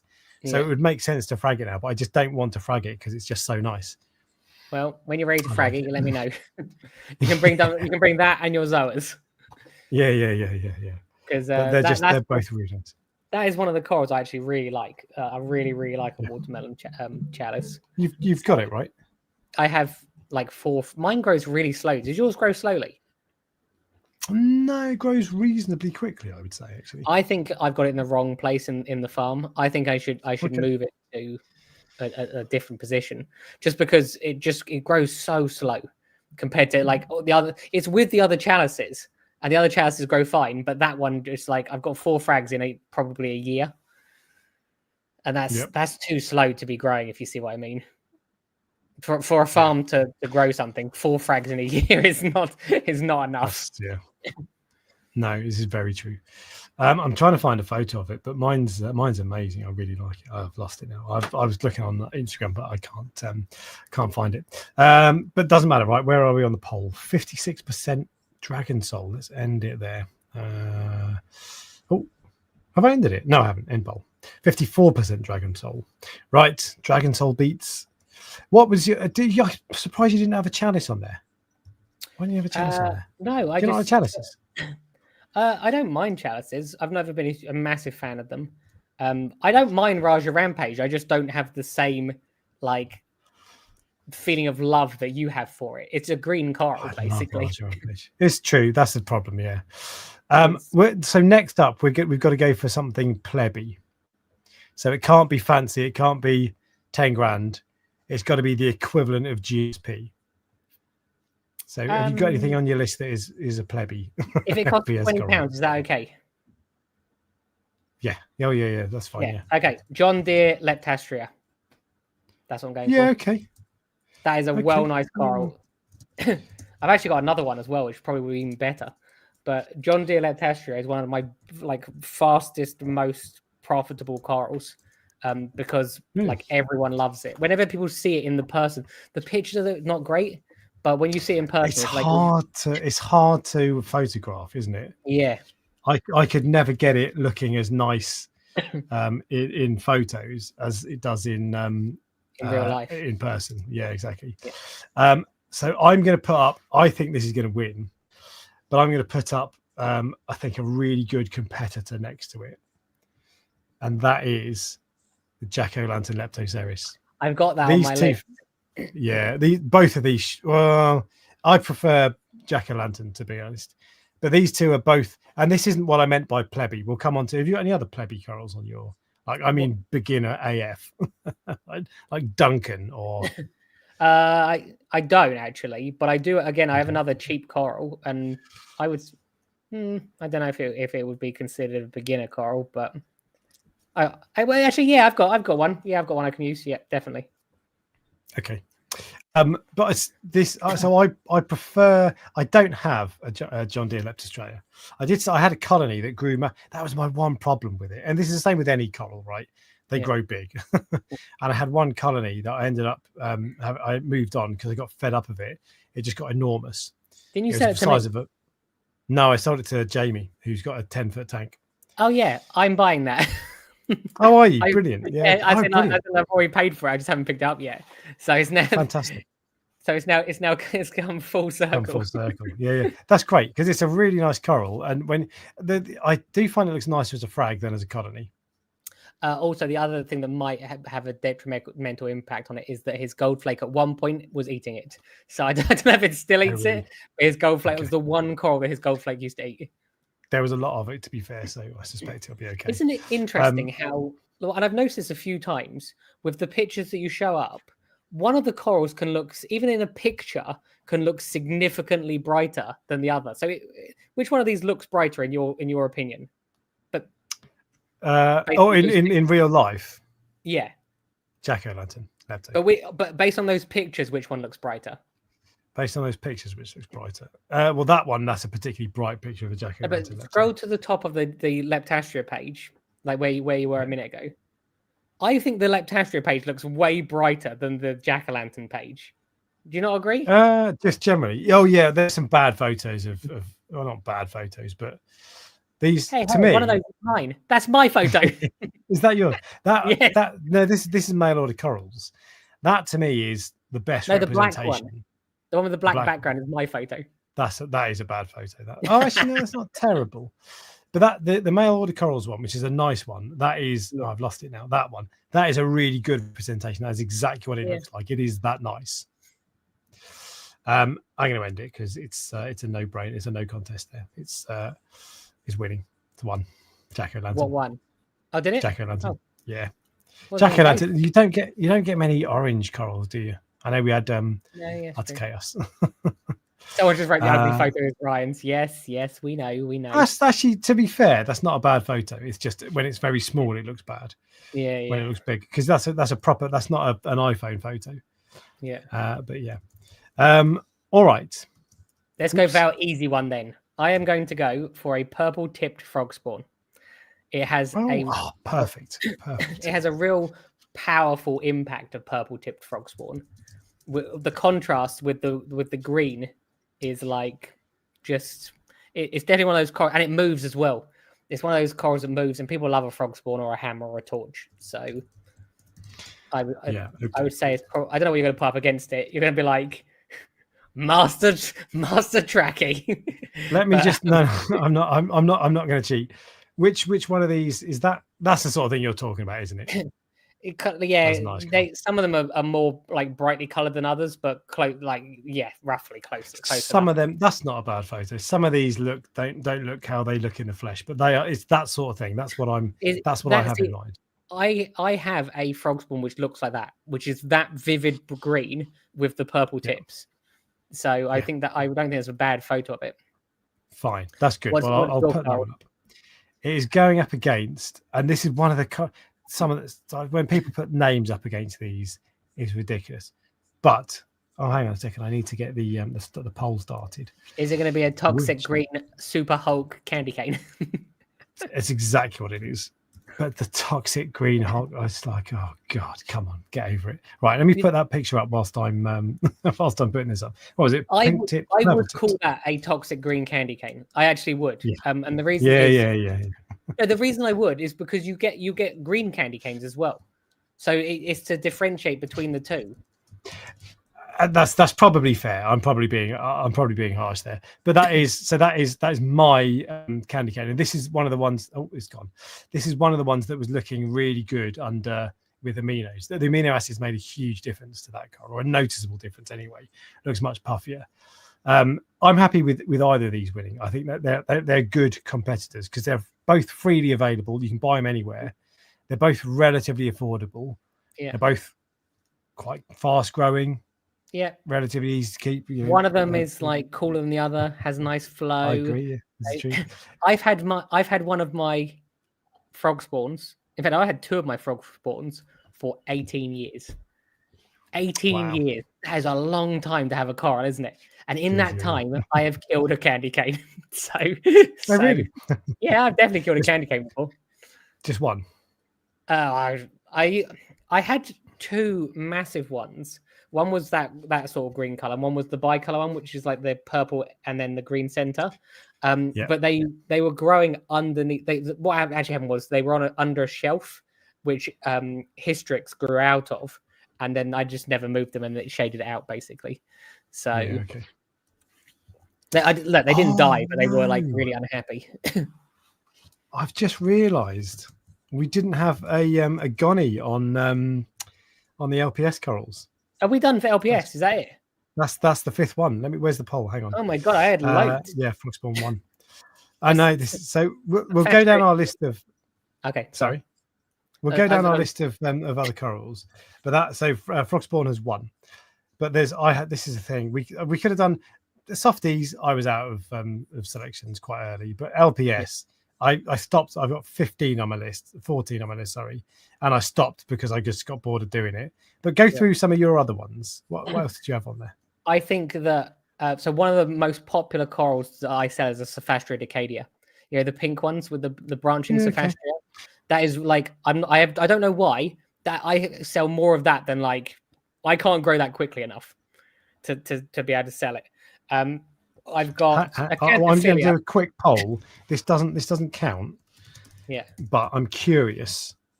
Sif Decadia, which is the branching Sophastria. There's two. I've actually found a third different variation of it the other day. So I have 2 variations of it, and then I've just bought a colony of a third variation. You have one which has got like a really light pink base, and then you have one which has got a purple base to it. But it's one of those corals that stands out because people think it's an SPS coral because it's growing up with branches, and they're like, "Oh, that's a really weird, like knobbly acro or whatever." And then you tell people it's a Sophastria. Yeah. So I can't find a better. That's a better photo. Let me put that up there. So this is the Bizarro Sophastria is one that I had on my list. Or there's something else. There's another one that's always I think is the same coral, but some people say it's different. Anyway, I love the Bizarro Sophastria. It did occur to me that you're just going to choose your best selling corals and put them on your list. No, because I didn't. Like I'd never sold a Master Scully, for example, and I didn't put this on there. I think but that's the picture you need to show of this is the colony, because like it's the shape of it, not that colony. Why would you pick the ugliest picture? That one? Yeah, like that one. Yeah, well, I suppose it's too small, you can't really see it. But it's the growth on it that makes it interesting. It's not so much the coloration. I have a Sophastria Decadia in my tank, in my main tank. And I like it, but it's one of my least favorite corals. I think the growth pattern is funny. When you've had acros and they're proper bushy or tabling or whatever, they look awesome. And compared to that, I'm not that keen on those. Interesting. Well, when you want to get rid of it cheap, you let me know. Sophastria Bizarro Sophastria 1, 6238. But then what else did you have on your list? Sorry. I had Iron Man Bernard Pora. I think I had that. That's a really nice coral. Yeah. Red Cineria, which okay.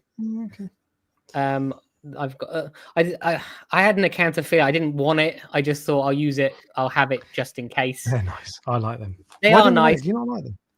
No, they're nice, but like I don't feel like I did. Like it's not. I would only pick that to try to win something, not because I actually believe it's one of the best ones, is the honest answer. Because if you said to me, would I rather have one of those red trackies or an Acanthophila, I'd pick a red trackie. I just prefer them. Okay, so, I really like the Acanthos, to be honest. I love there's like a war paint Acanto. They're really nice. Have you ever had one? No, they were too expensive back in the day, and now you can't get them legally. Yeah. There's one person I know who does have them, and he's had them for years and years. It's Reef. And if ever he shuts his tank down, I'm getting straight in there. Well, there was someone who sold. There was someone who sold that they had 2 or 3 on Ultimate Reef a year or so ago, and I wasn't feeling flush at the time, but they were like 600 quid, and he'd had them years. They're not. And I was really, but he was up the other end of the country as well, so it would have been a long journey. And I was just I'm not going to do it. But if that came up now, I'd bought it. You know how TMC give out like little like documents with their scullies, the certificate saying this is a aquaculture scully. Rich's Reef will have to give out a little. If you ever sold them, we'll have to give out a little document saying this is Rich's Reef Acanthophila. I've had it for like 10 years. Yeah. We won't even go into that. What else was on your list? I had a hologram hammers are all right. Amazeball Gonny, like I'm not sure. I would have just picked a red Gonny, to be honest, or any of those ones that are like red with like the yellowy tips. But I couldn't find the name of the one with the red with the yellowy tips. But they're all right. So I'm going to do another poll on this one, because this was I had 2 in mind that I was thinking if we were going to go Gonnies, and we should have done Gonnies. Inferno Gonny. Amazeballs, Gonny. Oops, Gonny. Okay, so they're not very good photos of the. All right, so I think, to be fair, the photos aren't very good of the Inferno Gonnies. The Inferno Gonnies are much nicer content. That's a good photo. Yeah, I like that.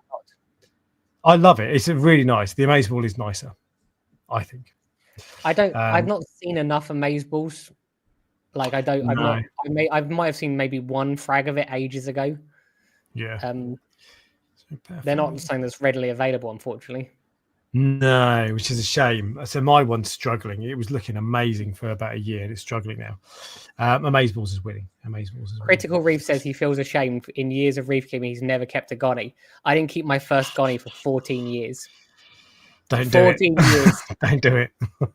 Yeah, don't do it. Firstly, you'll become addicted, and secondly, you might have 10 of them, and 7 of them will be amazing, and 3 of them will frustrate the hell out of you. Yeah. No, they are lovely. By the way, if you're wondering where the other features are, like Oh, there is one. Interesting. I was going to say like member questions and card of the week and fish of the week, all that sort of stuff. There were no member questions, and there's no news. There's no news at all. Literally nothing. There were no member questions, but there is one. So we'll do that in a second. Card of the week seems a bit silly. But we'll do this before we go on to SPS. Let's do the member question now. Richard Reef, really sad to see H2O Aquatics is shutting down, as mentioned in last week's episode. Alex, you mentioned looking for a new shop to check out. Kettering Aquatics is decent, and combined with Reef Keeper Rugby makes a nice double trip. My question is, if either of you watched Juice Bigelow growing up, funny film and has some saltwater content. There's. Have you watched Juice Bigelow? Yeah. They've got a big old fish tank with lionfish. Lionfish, it's a lionfish that they put in. He puts in the blender, doesn't he? If that's a spoiler for people, for a film that's like 20 years old. I was listening to the cricket today, and someone talked about a spoiler in Shakespeare, and he was like, "Oh, spoiler! This guy dies or whatever." And it was like, if you're calling spoiler on Shakespeare, you're a bit late. Anyway, right. I'm going to quickly rattle through the other ones that were on my LPS list. Raja Rampage, Chalice. Space Invader Pectinia. That's a really nice one. Acand, generally, I couldn't work out which, because Acand, that was one of my plebby ones. Iron Man Gunny had Trackies, and Duncan was another plebby one. Duncan's, they should probably be on like the greatest, the GOAT list, because they're hardy and they're, I don't know. That's about it. They're hardy. They're hardy and they're cheap. And we could end up doing a list of corals that everyone should have at some point in their reefing, because that is green star polyp. Do you see what I mean? Yeah, true. Yeah. All right, we're going to move on to SPS. Oh, actually, sorry. The top 5 list, by the way, the definitive top 5 list is Holy Grail Torch, Jack-o'-lantern Leptoceras, Master Scully, Purple Tip Frog Spawn, Dragon Soul Fabia. Sounds good to me. SPS, Ryan. What's your first SPS? Okay. This isn't the coral I've ever had, but this is, I would argue, is one of the nicest acros you can get, and that is a PC Rainbow acro. Okay. PC Rainbow acro. You don't seem impressed. They're nice. They're a nice coral. They are a nice coral. I would give you. They're not for everyone, because obviously, like, acros have a habit of just randomly dying, but PC Rainbow is a hardier acro, I would say. I just think it's well bright. I'm going to try to find a nice photo of it. This is true. I'm going to go with.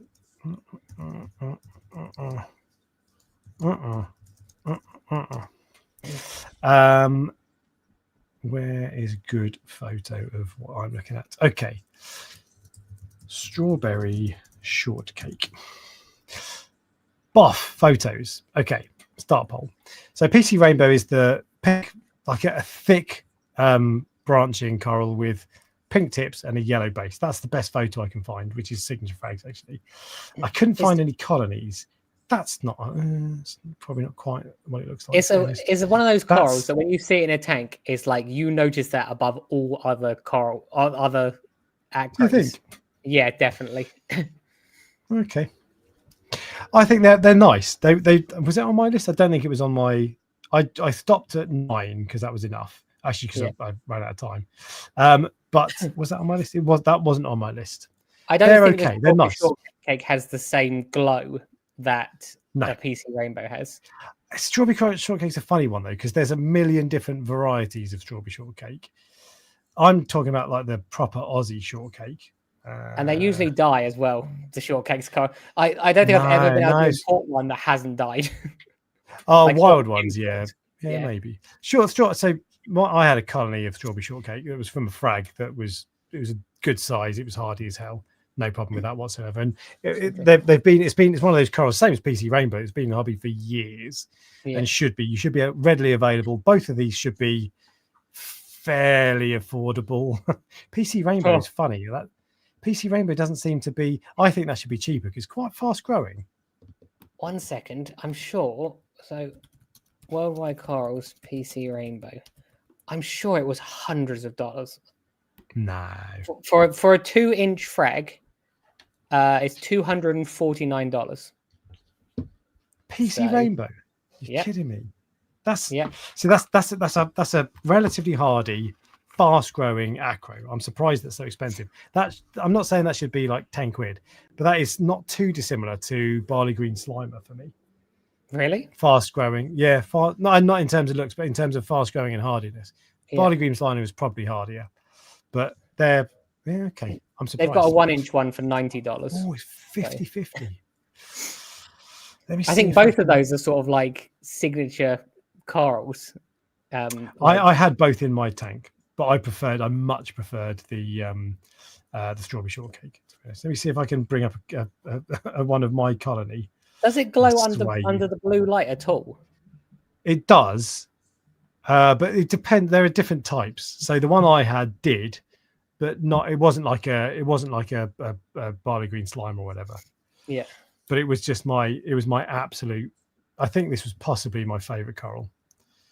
That's not the best. That's quite blue lights. That's what's it called?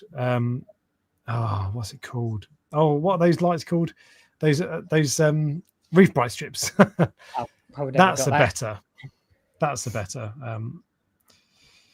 Yeah, that looks like from here. It looks like a mostly brown coral. No, it's so nice. I loved that. That was one of my favorite acros. And it's just gone 56% in favor of strawberry shortcake, so I'm going to end it. Sorry. There you go. That is, I'm surprised that's so close. PC Rainbow is a lovely coral, but it's not as nice as. I'm genuinely surprised that people didn't pick the PC Rainbow, based on the looks of it. Yeah, is that top end for you? Like, yeah, I actually think that's a really, really nice coral of that type. Like, I wanted to pick an acro, because there's loads of different types. There's Monteporas and things like that. But like what my next one, I don't know if it'll win it, but if you saw it in real life, it would win. I don't know what you're going to put up against it. What's your next one? My next one on my list. Oh, what should I go? I just Milka Stylo. That's a pretty standard one, isn't it? I wonder if I've got one standard, proper plebby. Yeah. See what this is another one that everyone should have a Milka Stylo. But it doesn't glow at all. No, it looks great in white light, but blue lights, forget it. They're made of steel as well. They're literally, I don't know what they do to their skeleton, but you cannot cut them with bone cutters pretty much at all. They're one of the hardest corals. What I was going to say is, so the one I was going to go for was a burning banana Stylosynelia, which if you see in the farm, it's one of those corals which doesn't sell brilliantly on the website, but people buy it when they see it in person because it's like the brightest yellow color. Do you know what I mean? Yeah, completely. Look, this is so that there are some corals like this. Where's your photo? I don't think my photo is great. No, she's not that great. Let's pick that one. I think that is the fairest representation of what it actually looks like. It's like yeah, close up. No, it doesn't matter. I would not even notice. It's like the most vivid. It's like that. It's like a jack-o'-lantern where you can see it from across the room, and it's like that vivid fluorescent color. That's what the burning banana has. But it's difficult to get a good picture of it for whatever reason. Yeah, I don't think any of these do it massive justice because there are some like that one where all the polyps are retracted. Yeah. Others like that one where. Actually, to be fair, mine did look like that briefly, where it's like 99% red. That's a good one because it is that bright one, and that doesn't look. Your honest opinion, if you saw a frag of each of those, which one would you say is better? Burning banana, like by 1,000,000. 100. The only thing is, I don't. So burning, I presume that that's what everyone classes. Everyone classes those as SPS coral. I don't consider burning banana. I don't consider Stylosynelia to be SPS because I think their care requirements are more similar to LPS corals. Yeah, I'd say that. I'd argue that's a fair assessment. I never know. So like Cyphastria, I didn't know if you were going to call them LPS. They are LPS. Sorry, SPS. No, yeah. Cyphastria aren't SPS. But they look like they are. What's large about the polyps on Cyphastria? No idea. I know what you're saying. They look. What's the difference between them? They are slightly bigger than the polyps of a Montipora, but like, Do you guess what way the poll's going? You must be winning, and that's got to be fixed because 54%. To be fair, the only thing I'll say about it's a classic. Milka Stylo is a classic. I know that is like a hobby staple. So yeah, fair enough. I have one of those in my current tank. I've only got like 4 SPS, and I have one of those. Every time I look, this is the thing at the moment. Every time I look at my tank, I love LPS, I really do. But every time I look at it, I just think, how good would that look if it was covered in acros and stylos and all this stuff? Don't give yourself the pain. What's the point? I know. I'm going to end the poll. That was close. 52-48. 51-48. It boggles my mind that that's even remotely close. Because I know it's a classic and this branching and stuff like that, but like it doesn't fluoresce. It's not particularly like, let's put it this way. Yeah. If you're going to replace your SPS corals with nicer corals, that would be the first one you take out. I don't know, actually. I do love the way it doesn't fluoresce at all. It looks crap under blues. Yeah. But I love the way it looks. The purple. You don't get many purple corals like that. And the thick branches. I do really. It's a really nice coral. But how much do you sell Burning Banana frags for? They're like 40, I think. And the stylos are like 15 or something. I was going to guess 50. They're nice. I have one. Although mine doesn't look that nice, weirdly. Annoyingly. What, your Burning Banana? Yeah, it just went bland. Or did it die in the end? I can't remember now. But it didn't ever look that nice, which is annoying. They like a lot of flow, is what I've realised. They like really, like they're one of the few corals which will grow directly in front of MP40, and I mean like right in front. Oh, really? Yeah. Interesting. Yeah, interesting. Like if I put other corals there, they'll die, but if I put that there, it will grow. Yeah. Okay. All right. What do you want me to go next? Do you want me to go first next, or do you want to go first next? Yeah, you can go. Yeah. Oh, what do I go? Wait a minute. I just realised something. What? You put jack-o'-lantern in the LPS category. Ah, okay. Do you think that's SPS? Yeah, Leptoceras is an SPS coral. Or so this is what? But what's large about a polyp on a jack-o'-lantern? One second. The one that you won is now being disqualified. I won the torch as well. No, that's not being disqualified. I'm not being disqualified. Well, you put an SPS up against an LPS coral. That's not an SPS. So this is what I mean. Like there are corals like Leptostraya, Leptoceras. Let's just have a little Google. Plastria. Leptoceras. SPS coral. Leptoceras, LPS coral. Yep. Leptoceras refers to a genus of small polyp stony coral often found in the aquarium hobby. Is it LPS or S? There's been a discussion on this on Reef to Reef from 2014. I was just at a local fish shop and I had is it SPS or is it LPS? Unique Corals has them listed as the family Agricidae.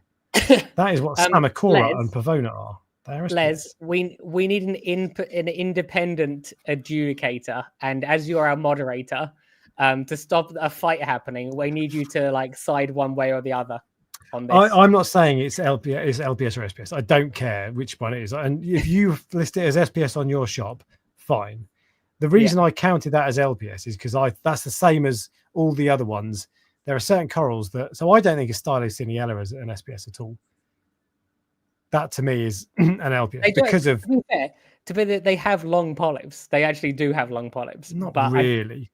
As in the stylos do. When like they have like their polyps can be like 1 centimeter long at night time, and they'll sting the stuff next to them. Okay. Which is I would say that's longer than a Montipora, for example. Yeah, that's true. There you go, LPS. So you've cheated. What's Les just said? Oof. Les just said off. Oh, Les. Oof. Off. No, is that what we got, Les? What we got, Les? You got to make a decision. Looks like an SPS in most of the picks. Oh, ban yourself, Les. Yeah. But there are certain corals like that just there's a hobby classification. The reason it counts is because I have a jack-o'-lantern on my SPS corals and I now can't use it. So it actually does. See. That's why it matters, because it blocks it out, doesn't it? But anyway, Where did we get to? I'm going to go with my next one, which is, so I was going to do a coral that is lovely. There's no doubt about it, but I just don't know if I personally love it. So I'm going to go with something else. I'm going to go with a paletta pink tip acro. Okay, that is not really, isn't it? Like, yeah, I would consider so. This like to me, I you consider that what? A Joker. They look like Joker. That's what a lot of people call those Jokers, aren't they? Maybe I bought one that was a rainbow loom, and it looked identical. In fact, I bought a rainbow loom and a paletta pink tip, and I put them next to each other. I genuinely couldn't tell you which is which. They look, but whatever. Rainbow loom, paletta pink tip. That coral there currently on the screen, that Worldwide Coral Sellers paletta pink tip. Yeah, that was one of my favorites. Probably nicer than my shortcake, strawberry shortcake, to be honest. This wouldn't have been the coral I was going to go for, but it is on my list, which is a Walt Disney Tenuous. That was the other one that I was like like the reason. hang on. Let me put the poll up. Paletta pink tip, Walt Disney Tenuous. It's not technically a tenuous, is it? Isn't it a Buffarian now? Anyway, hang on. Let me get the the photo. Oh, no, you don't start getting into classifications when you're not sure if a Leptoceras is LPS. This is very true. I'm going to get a good photo up. That's a good photo. Okay, I'm going to start the poll. Yeah, that's a good photo. Actually, that's a good photo. So the one I was actually thinking of is the one to the left of that, or the right of that, like that one. That's the one I don't know what that is, but that's what I thought it was. That's what you thought. See, this is the thing; they all look different. The ones I've seen look more like that. In fact, but that wasn't the one I was talking about. I was talking about that nice, super bright pink one. Yeah, this is so Walt Disney. In the UK anyway, I'm sure there are others. Some people go left, go left, as in go down. Down. Sorry, down. You scrolled up. There was a frag in the very middle. No, there was it was just a frag in the middle. That one there. Like when you buy Walt Disney Tenuous from Indonesia, that's what they. If you take a picture with an orange lens, that's what they look like. Yeah, they'll look like that for about 3 seconds, and then it'll just go crap. So I bought one that was. I don't know if it was a Walt Disney, but it looked like that. But it never looked like that in my tank. It looked like that when I got it. Well, kind of. But yeah, they are. So the reason that didn't make my list, that was the other one that I was going to put instead of the rainbow loom. Yeah. I hate tenuous corals. I hate them. I absolutely despise them. If you think acros are hard generally to get looking their best, try a bloody tenuous. I had so many problems with tenuous in my tank. I never put in the effort to get there, to be fair, but tenuous are a pain in the ass, in my opinion, my experience. They're winning either, to be honest. No, but to be fair, when it looks like that, you can't argue with that, can you? They are nice. Have we got one left? Hang on a second. How many have we got left? How many have we got left? 1, 2. No, we got 2 left. Let me end that poll because that's going to win. 65-35 in favour of Walt Disney. Do you want to go for a coral which I would consider a basic coral? Yes, I do. Yeah, okay. Like Monty's, that sort of thing. Yeah, I do. Indeed. So it's on the nicer end of basic corals, but the reality is it is actually a basic coral with an infection, which is the grafted Montipora was what I was going to go for. Because in terms of like a basic coral, which has exactly the same needs as a Monty cap, like just a redder one, like a grafted Montipora is like a nice. If you get the right like division of colors, it's like a showpiece in a tank. You don't have any grafted, do you? No, I've never really been that keen on grafted Monties, to be honest. I have 4 types of it. No, I actually have 5 types. I actually got a type that I've sort of invented myself. Because I just happened to find that the infection is just spread onto something else. If you see what I mean, it's not massively nice, but I have a red and purple one, which is a nice one. I have a dark green and red one. I have an ultra green and red one. So this is where the definition is worth having the ultra. If green really fluoresces, I think it's an ultra. So I'm going with Crazy T. I'm calling it Crazy T style because there are various similar types, Kung Pao, all those sorts of things. But it's the Monty Paolanensis, yeah. whatever I can. But they come in like they can be green, red, yellow, gold. Which one is it? It's this kind of. That's Kung Pao, I think, which is because it's got green polyps, maybe. But yeah, the Paolanensis, Monties, those kinds. Yeah, I think that is a close call. They are good competitors with each other. Yeah, I always found my Crazy Teas or whatever they were, Paolanensis, they always looked amazing in the shop and never looked amazing in my tank. Maybe it's because I had more phosphate than I had water. I was going to say it's probably a phosphate level. So it's not, but I could never get them looking amazing. But yeah, they are nice. They are. The trouble is they encrust though, same as your grafted Monty. Both of these corals will encrust and plate, and if they encrust, they're taking over everything, and they smother acros and don't get me started on Tropic Thunder Monty, Ryan. I think your one has a brighter color. I think that if you get the right pattern, I prefer the grafted Monty.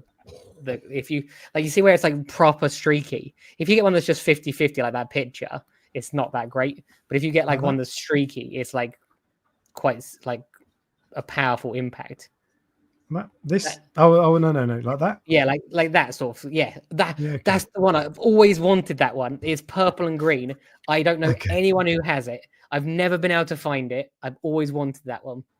So if anyone has a purple and green Montipora like this one, I think it's called a cold fusion or something, get in touch because I definitely want that. This is slightly different, I think, but the Juggernaut one that you've got, that's a nice card. That's very similar to Gold Rush Monty. Yeah, that is a Gold Rush. I think that's not a Juggernaut. That's not the one you got from you. No, I can't find it now. Anyway, let's move that away because that's colouring judgment. We're at 52-48. Let me stop the poll there because otherwise it's going to go back to 50-50. Grafted Monty wins. Did it? 51-48. I was surprised by that. Like I thought I didn't have a chance when you put your one up.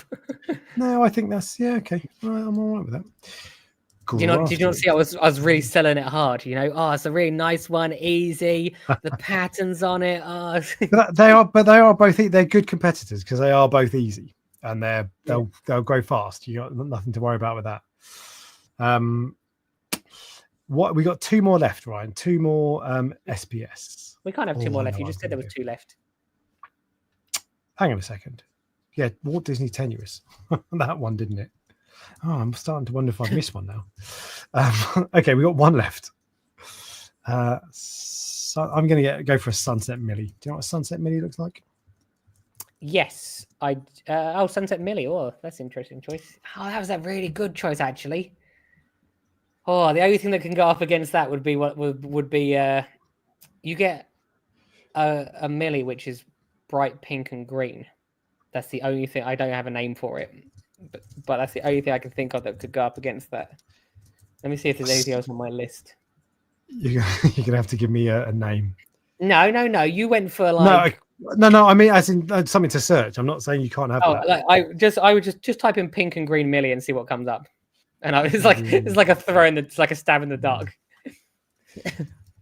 Millie Pora. Oops, pink Millipora, pink, and green Millipora, Meliopora. Nah.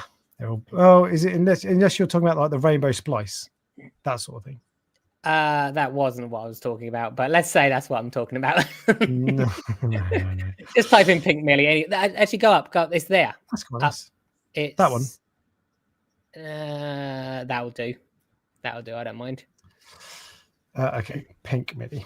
Actually, that one there. Yeah, that one on the screen, the pink and green. Yeah, that's literally what I was looking for. Yeah. Okay. Oh, I've called it pink Millie, but there we go. I love Sunset Millie. That is as bright.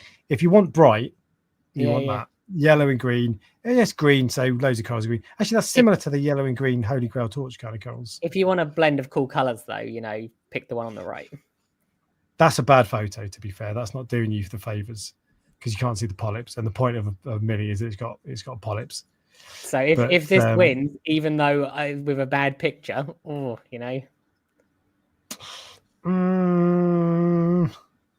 that's your fault for choosing a coral that I can't identify though easily for the purpose of. What's the poll saying?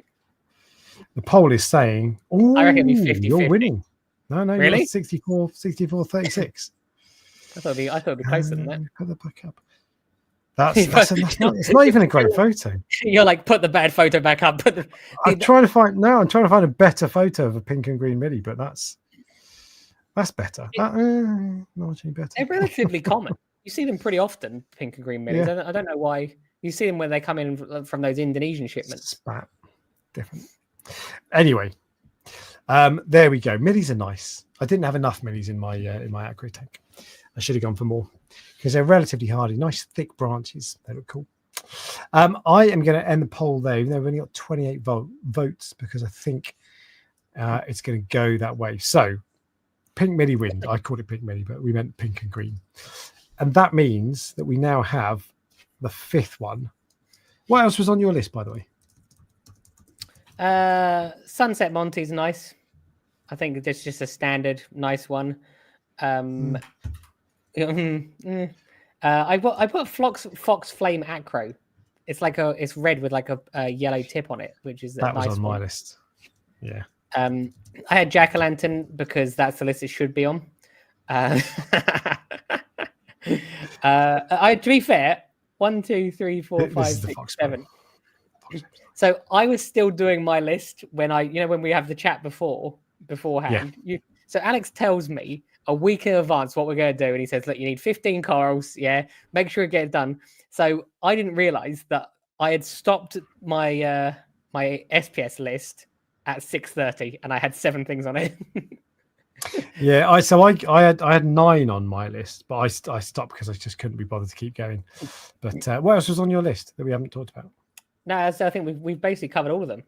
Like, because the Fox Flame, yeah. Oh, I see. There's a couple others on mine. The definitive top 5 then are SPS are Strawberry Shortcake, Milka Stylo, Walt Disney Tenuous, Grafted Monty, and a pink and green millie. Sorry.